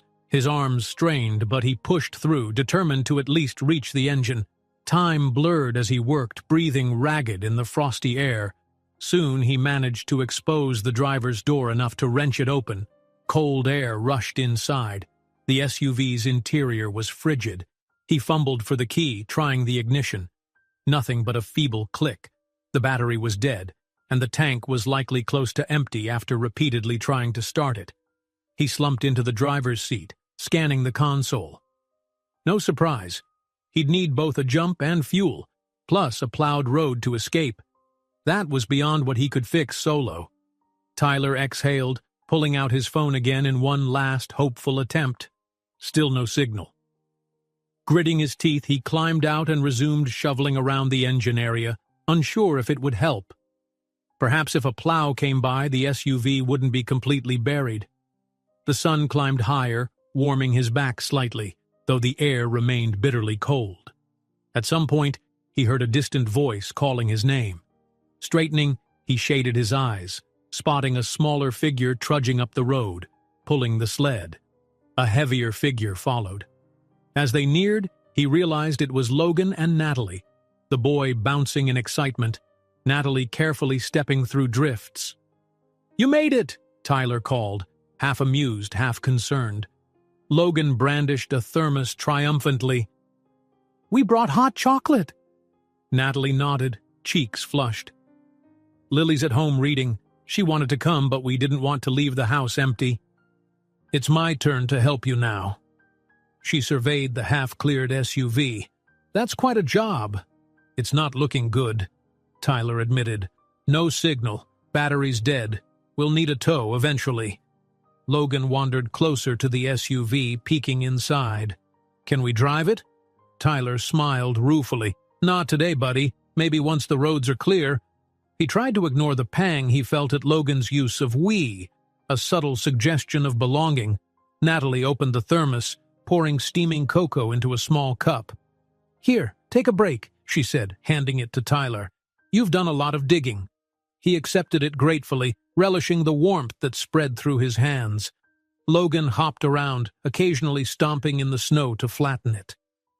Natalie studied Tyler's face. "You look tired." "I am," he said honestly, sipping the cocoa. "But determined. The sooner we get this free, the sooner I can make arrangements." Her eyes flickered. "Arrangements? You mean to leave?" He paused, lowering the cup. "I have to eventually, but not forever. Once I can get to a phone or a town, I'll figure out how to manage my work so I can be here, or have you come to me. Whatever you're comfortable with." Natalie inhaled, gazing across the snowy landscape. "It all feels so sudden. But Lily and Logan are already attached to you. I'd hate to see them hurt." He set a hand gently on her shoulder, ignoring the prickle of anxiety that told him she might push him away. "I know," he murmured. "I won't abandon them again, I promise." She studied his eyes, searching for any hint of deception. Perhaps satisfied with what she found, she gave a small nod. "Okay."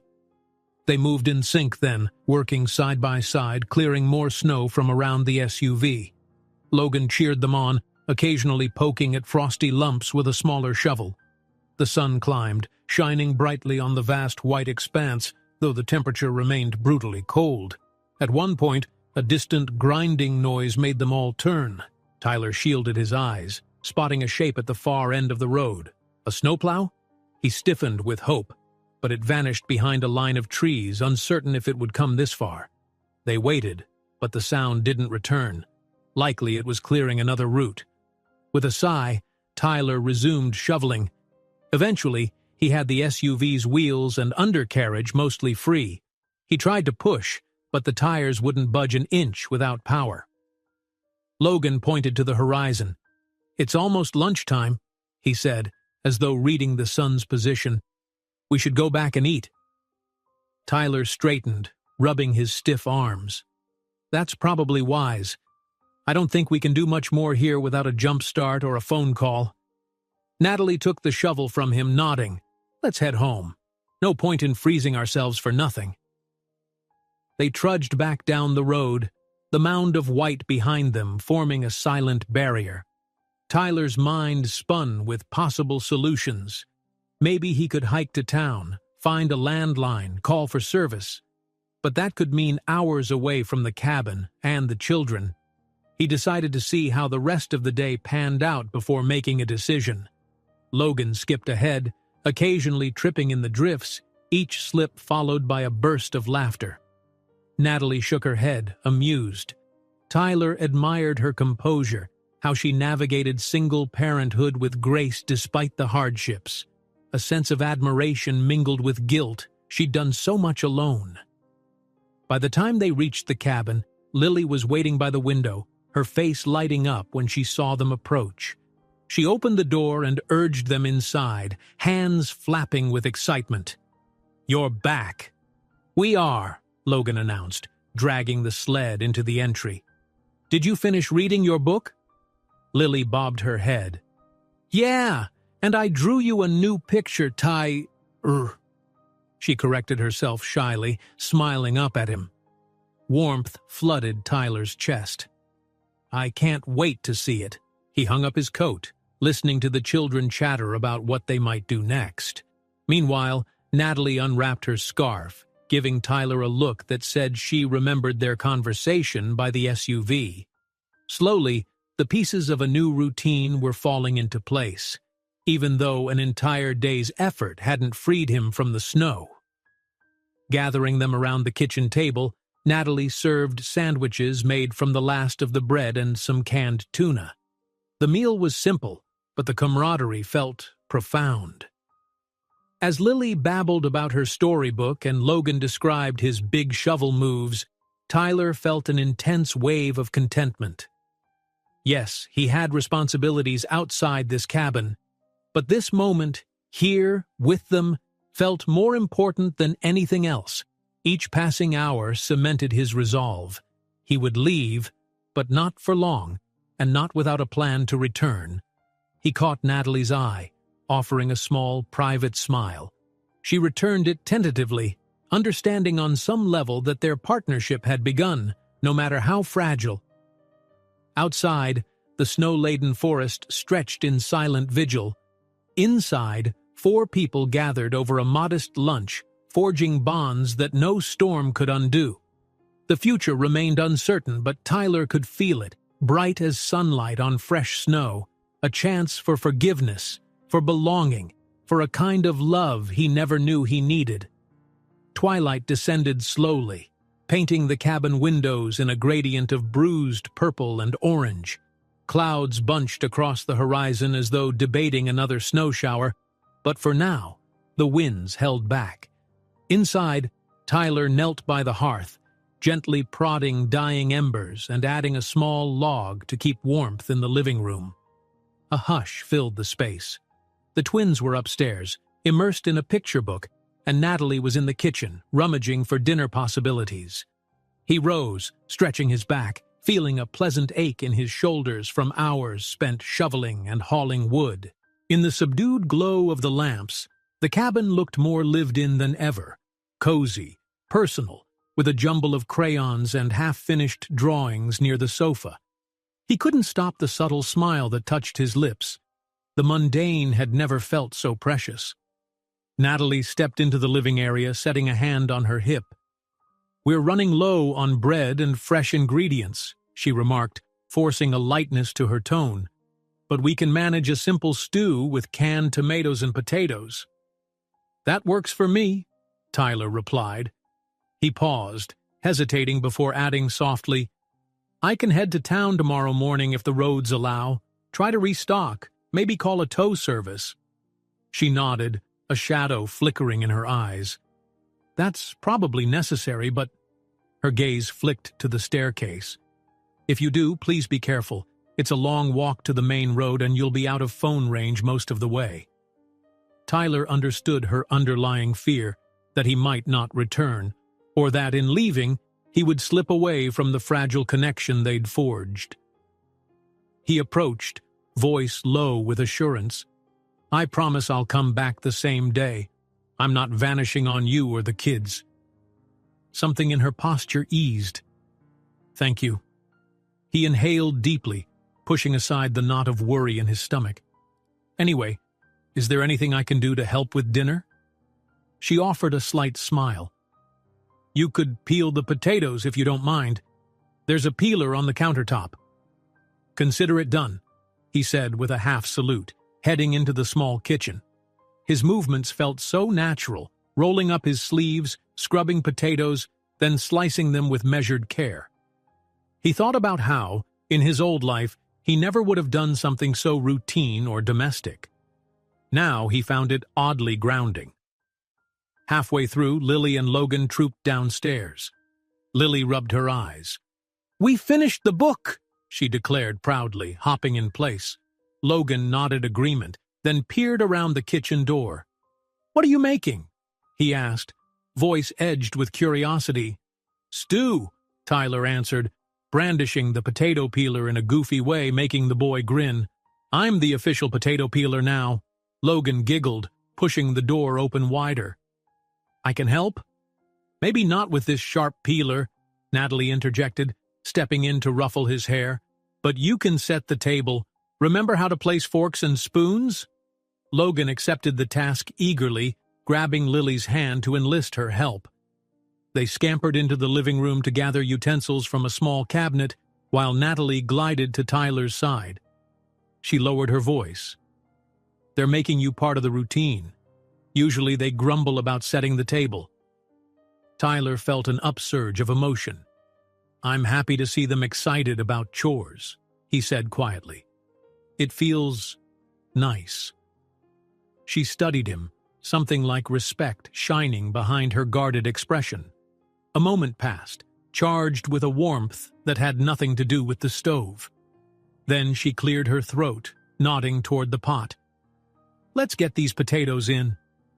They worked swiftly, exchanging few words as they added ingredients: canned tomatoes, chopped onions, the potato chunks, some seasoning. While the stew simmered, Lily and Logan returned, announcing proudly that the table was ready. Tyler followed them into the living area, finding 4 mismatched plates arranged neatly, each with a fork and spoon. The twins even placed napkins, though somewhat crooked. Natalie appeared, ladle in hand, beckoning the children. "All right, time to eat." They gathered around the table, the cramped space feeling comfortingly intimate. Tyler poured water into their cups, and then Natalie served stew in each bowl. Steam curled upward, carrying a savory aroma that made Logan wiggle in anticipation. Lily used her spoon to tap lightly on the bowl's rim as if conducting a silent orchestra. Dinner began with the usual chatter. Lily describing the pictures in their latest book, Logan quizzing Tyler about city life, "Is your building bigger than the snowman?" and Natalie occasionally interjecting with reminders about table manners. Tyler found himself grinning throughout, embracing every silly question or comedic moment when Lily dribbled stew. But beneath the surface, he was acutely aware of time passing. He'd likely be on his way to the main road tomorrow, trying to arrange a phone call or hitch a ride. This could be his last evening alone with them in the cabin, at least for a while. That thought clutched at him, mingling loss with gratitude. After dinner, the twins scurried off to play with their crayons and stuffed animals, leaving Tyler and Natalie to clear the table. As they washed dishes side by side, he sensed her growing pensive. The drone of water and clink of dishes against the sink filled the silence until she finally spoke. "Have you decided what you'll do, long-term?" she asked, voice low. "I mean, once you can call your office or get your car fixed." Tyler set a rinsed plate on the drying rack, choosing his words carefully. "My immediate plan is to handle any urgent work tasks, then ensure I spend time here, or bring you and the twins to the city, if that feels right. One step at a time." She nodded, shutting off the tap. "I'm not sure how they'd handled the city. They've never left this area." He dried his hands on a towel, turning to face her. "We can talk about it together. I won't make any unilateral decisions. The important thing is, I'm not going back to living as if they don't exist." Her gaze flicked to the living room where Lily and Logan sprawled on the rug, coloring pages of fantastical creatures. A tremor passed through Natalie's voice. "They really like you, Tyler. Every time you leave the room, they wonder if you're coming back." He stepped closer, heart twisting. "I need to earn their trust," he murmured, "and yours." She swallowed, shoulders slumping in admission. "Yes, but I can see you're trying. That means a lot." From the living room, a squeal erupted as Logan proudly displayed his newest monster drawing. Lily clapped, praising his artistic skill. Tyler and Natalie exchanged a small smile. Then she nodded once, as if concluding the conversation. "Let's go join them." They moved to the living area, where the twins proudly displayed their creations. Tyler sank onto the couch, studying Logan's scribble of a friendly dragon and Lily's pink unicorn. Natalie perched nearby, watching the scene with a quiet wonder that Tyler recognized in himself. This awe that something so simple could feel so profoundly right. Soon, bedtime approached again.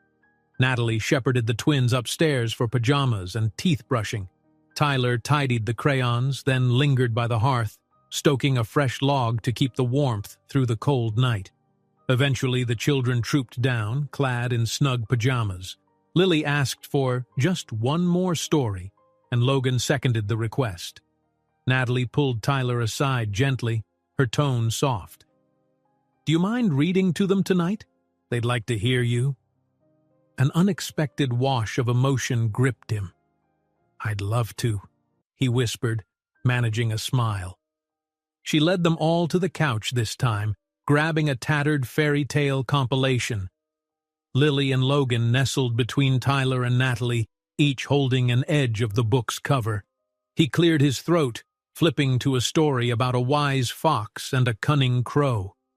With exaggerated drama in his voice, Tyler began to read, earning giggles and gasps at every twist. Halfway through, Logan's eyelids drooped and Lily fought yawns. By the end, both children were dozing against Tyler's sides, lulled by the warmth of the fire and the gentle cadence of his voice.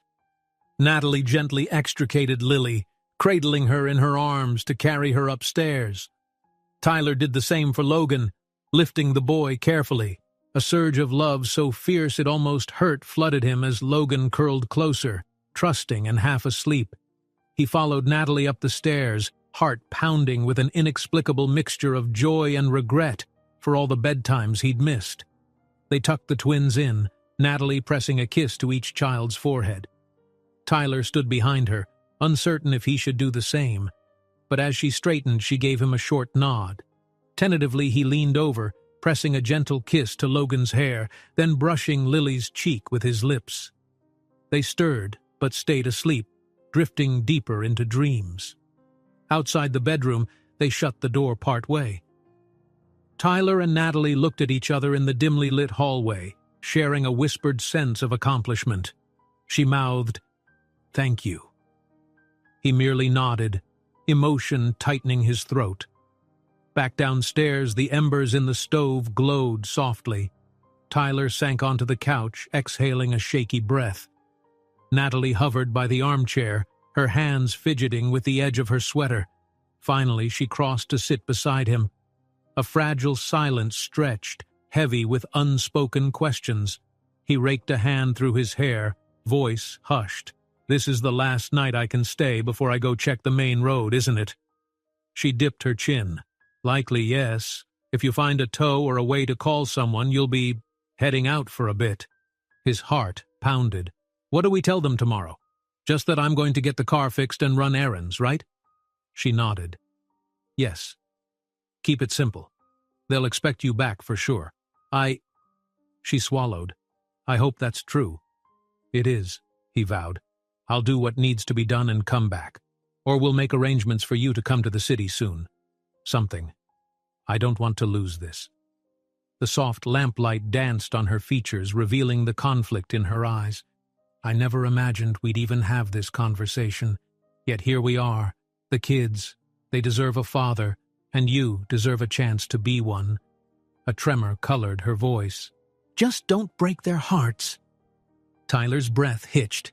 He reached out carefully and placed his hand atop hers. She didn't pull away. "Natalie," he murmured, "I intend to do the opposite. If they'll let me, I'll fill their lives with whatever they need. I can't take back the years we missed, but maybe we can shape a better future." Her gaze flicked to the worn rug, tears shining on her lashes. After a beat, she turned her hand, intertwining their fingers. The gesture felt like a quiet, tentative trust. "I want to believe you," she whispered. "I'm just scared. We built our world in this cabin, me and them, safe from disappointment." He squeezed her hand gently. "I understand. Let me show you I'm serious, day by day." She nodded, blinking rapidly to keep tears at bay. Then, as if unable to bear the intensity, she withdrew her hand, rising from the couch.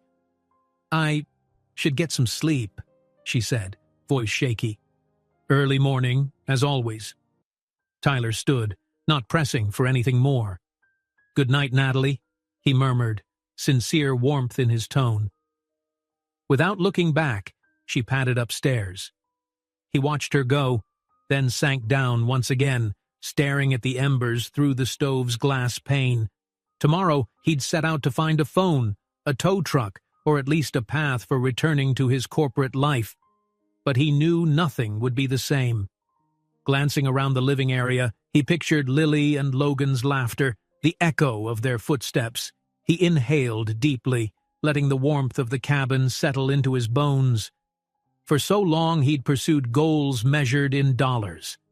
Now he was ready to fight for something else, something immeasurably more precious. The night settled in full, starlight faintly silvering the snowdrifts outside. Tyler closed his eyes, imagining the future, a life that blended his world with theirs, where bedtime stories and business meetings could coexist. It wouldn't be simple, but for the sake of the children asleep upstairs and the woman whose quiet strength he'd come to admire, he would make it happen. Tyler rose before dawn, quietly tidying the blankets and cushions on the couch. He slipped on his coat, careful not to disturb the peaceful hush that cloaked the cabin. Soft breathing drifted down the stairs. Lily and Logan likely curled under their blankets, Natalie in the next room. It struck him that they all trusted him to return, even though the edges of fear still lingered in Natalie's eyes. Still, trust was earned, and today was his first test. He left a note on the kitchen table. "I'll be back soon, don't worry," and stepped outside. The morning air hit him like a frosty slap, crisp and sharp, but the sky was clear, strewn with a ribbon of pink and gold where the sun would soon rise. He took a steadying breath, forging his way along the road he'd cleared the day before, determined to find the nearest scrap of civilization. His phone remained useless in terms of signal, so the only solution was walking until he reached a plowed intersection or a neighbor's property. The snow creaked with each step, the drifts still waist-high in spots. He'd never grown up in a rural area, never learned the simple endurance it took to survive such winters. As he trudged on, he thought of Natalie and the twins hauling firewood, shoveling paths, making do with the bare essentials. Their resilience awed him. He'd once measured success by wealth, but after 2 days here, success looked more like Lily's laughter and Logan's trust. Minutes stretched into an hour. Finally, the trees thinned, and Tyler spotted a wider country road that appeared to have been plowed at some point in the night. Tire tracks hinted that a truck or service vehicle might have passed. Hope swelled in his chest. He pressed forward, scanning the roadside for any sign of a gas station, a phone booth, even a mailbox that might indicate a house. Sure enough, around a gentle bend, a small wooden sign read, "Maplewood Diner, 1 mile." A diner. Tyler exhaled in relief, quickening his pace. His boots crunched on the salted asphalt, no longer knee-deep in white. The sky brightened as the sun edged over the horizon, scattering pale rays across the frosted land. Eventually, the outline of a low-slung building appeared, steam rising from a vent on the roof. A few cars parked out front, half buried in old snow. The neon "open" sign blinked in the window. It felt like a blessing. He stepped inside, warm air and the smell of coffee embracing him. A handful of locals occupied stools at the counter, hunched over mugs and breakfast plates. They glanced at him briefly, a stranger in snow-caked clothes, but mostly returned to their meals. Tyler approached the middle-aged waitress who was refilling coffee. "Good morning," he said, forcing the chill from his voice. "Is there a landline I could use? My car's stranded about a mile back on an unplowed road." She raised an eyebrow. "Sure. There's a phone by the register. You can use it, honey. That storm did a number on all of us." Tyler thanked her and slipped around the counter, picking up the ancient rotary phone. The dial tone comforted him. Finally, a way to reach the outside world. He called a local towing company first, explaining the location of his SUV. They promised to send a truck by midday if the roads weren't impassable. Next, he dialed his assistant's cell. The line rang a few times. Then a harried voice. "Mr. Brennan? Is that you? We've been trying to reach you." Tyler cut in gently. "Yes, it's me. I've been stuck in a remote area, no signal. Listen, update me on anything urgent, then clear my calendar for the next few days." "Sir?" The assistant sounded stunned. "We have multiple deals pending signatures. Investors." "I know," Tyler said firmly. "Push them back. Reschedule. I'll call in for key meetings, but I won't be returning to the office this week. Understood?" A pause. "Yes, Mr. Brennan. Are you all right?" Tyler felt a surge of calm. "I'm fine. Just give me some time." I'll handle what I can remotely." He rattled off a few more instructions, feeling decades of ingrained corporate habits pressing him to jump back in with both feet. But he resisted. The children's faces, his children, flashed in his mind. "I'll be in touch," he concluded, then hung up. He stood there a moment, letting the significance sink in. He'd just reprioritized everything. For once, the business would adapt to him, not the other way around. His limbs still shook from cold and adrenaline, so he made his way to the diner's counter and ordered a coffee.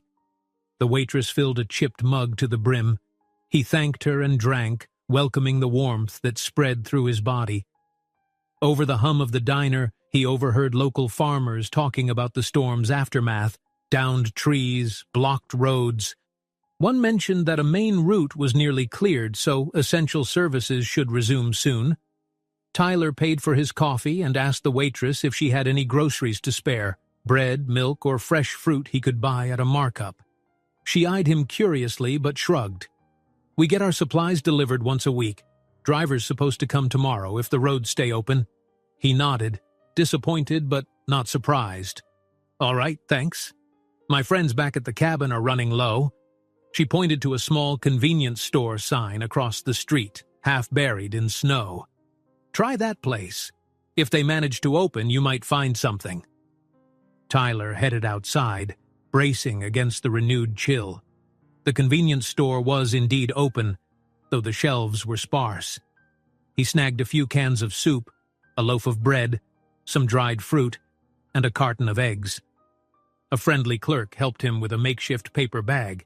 Tyler also grabbed a small bag of candy for the twins, grinning to himself at the thought of Lily's delight and Logan's wide-eyed glee. With his purchases in hand, he began the trek back.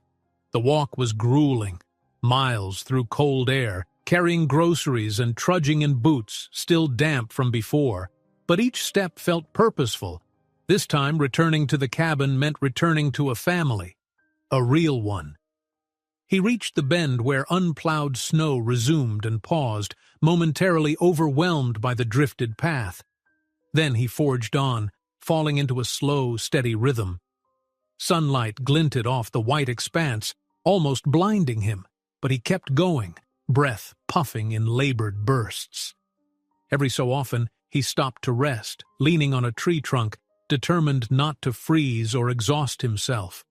Finally, after what felt like hours, the familiar shape of the cabin's roof rose into view between the pines.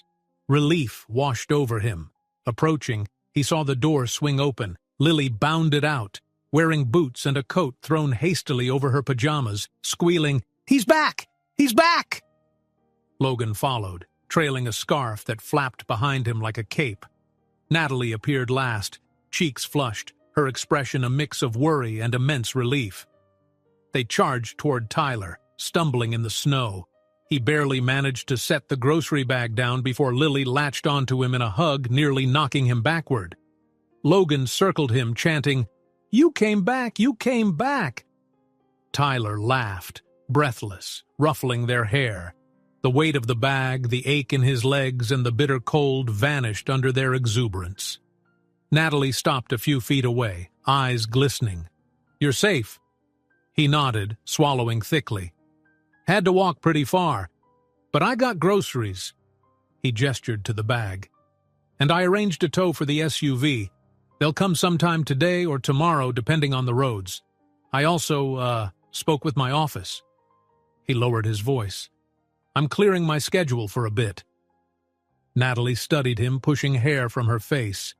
"So, you're not leaving right away?" He set a gentle hand on her arm. "Not if you'll have me. I want to stay until we figure out the next steps together." Her answer was in her eyes, a fragile, unspoken yes. The children whooped with excitement, oblivious to the adult undercurrents, simply rejoicing that Tyler hadn't disappeared. He picked up the grocery bag and ushered them all inside. In the kitchen, Lily marveled at the loaf of bread and eggs. Logan fixated on the candy. Natalie helped him unpack, shaking her head in bemusement at his trek. When everything was stored, Lily demanded an immediate sandwich. Natalie teased her for being impatient, but Tyler intervened with a grin. "We can celebrate," he said, producing the small candy bag. The twins cheered, rummaging for their favorite sweets. Later that afternoon, the roar of an engine announced the tow truck's arrival. Tyler and Natalie walked to the main road together, guiding the driver to where the SUV sat. The driver was a grizzled local who recognized Natalie. He'd once serviced her grandpa's pickup, apparently. With a friendly nod, he attached the SUV to his truck's winch, slowly dragging it onto the plowed track. Tyler exchanged contact information, arranged for repairs in a nearby town. Then, with a wave, the tow truck rumbled away. Standing in the newly cleared road, Tyler turned to Natalie. "It's done, I guess," he said, exhaling. "I can come and go more easily now, but I'd rather stay for a bit." A hush settled between them. Natalie shifted her weight, scanning the frosty landscape. "They'll want you here," she said softly. "And I think I do too." The admission cost her something, but relief also shimmered in her gaze. Tyler found her hand, lacing their fingers gently. "Then let me. I'll help. Keep building trust until we're ready to tell Lily and Logan the truth." She nodded, tears threatening. "All right." They trudged back to the cabin side by side, forging a path through the fresh tire tracks left by the tow truck.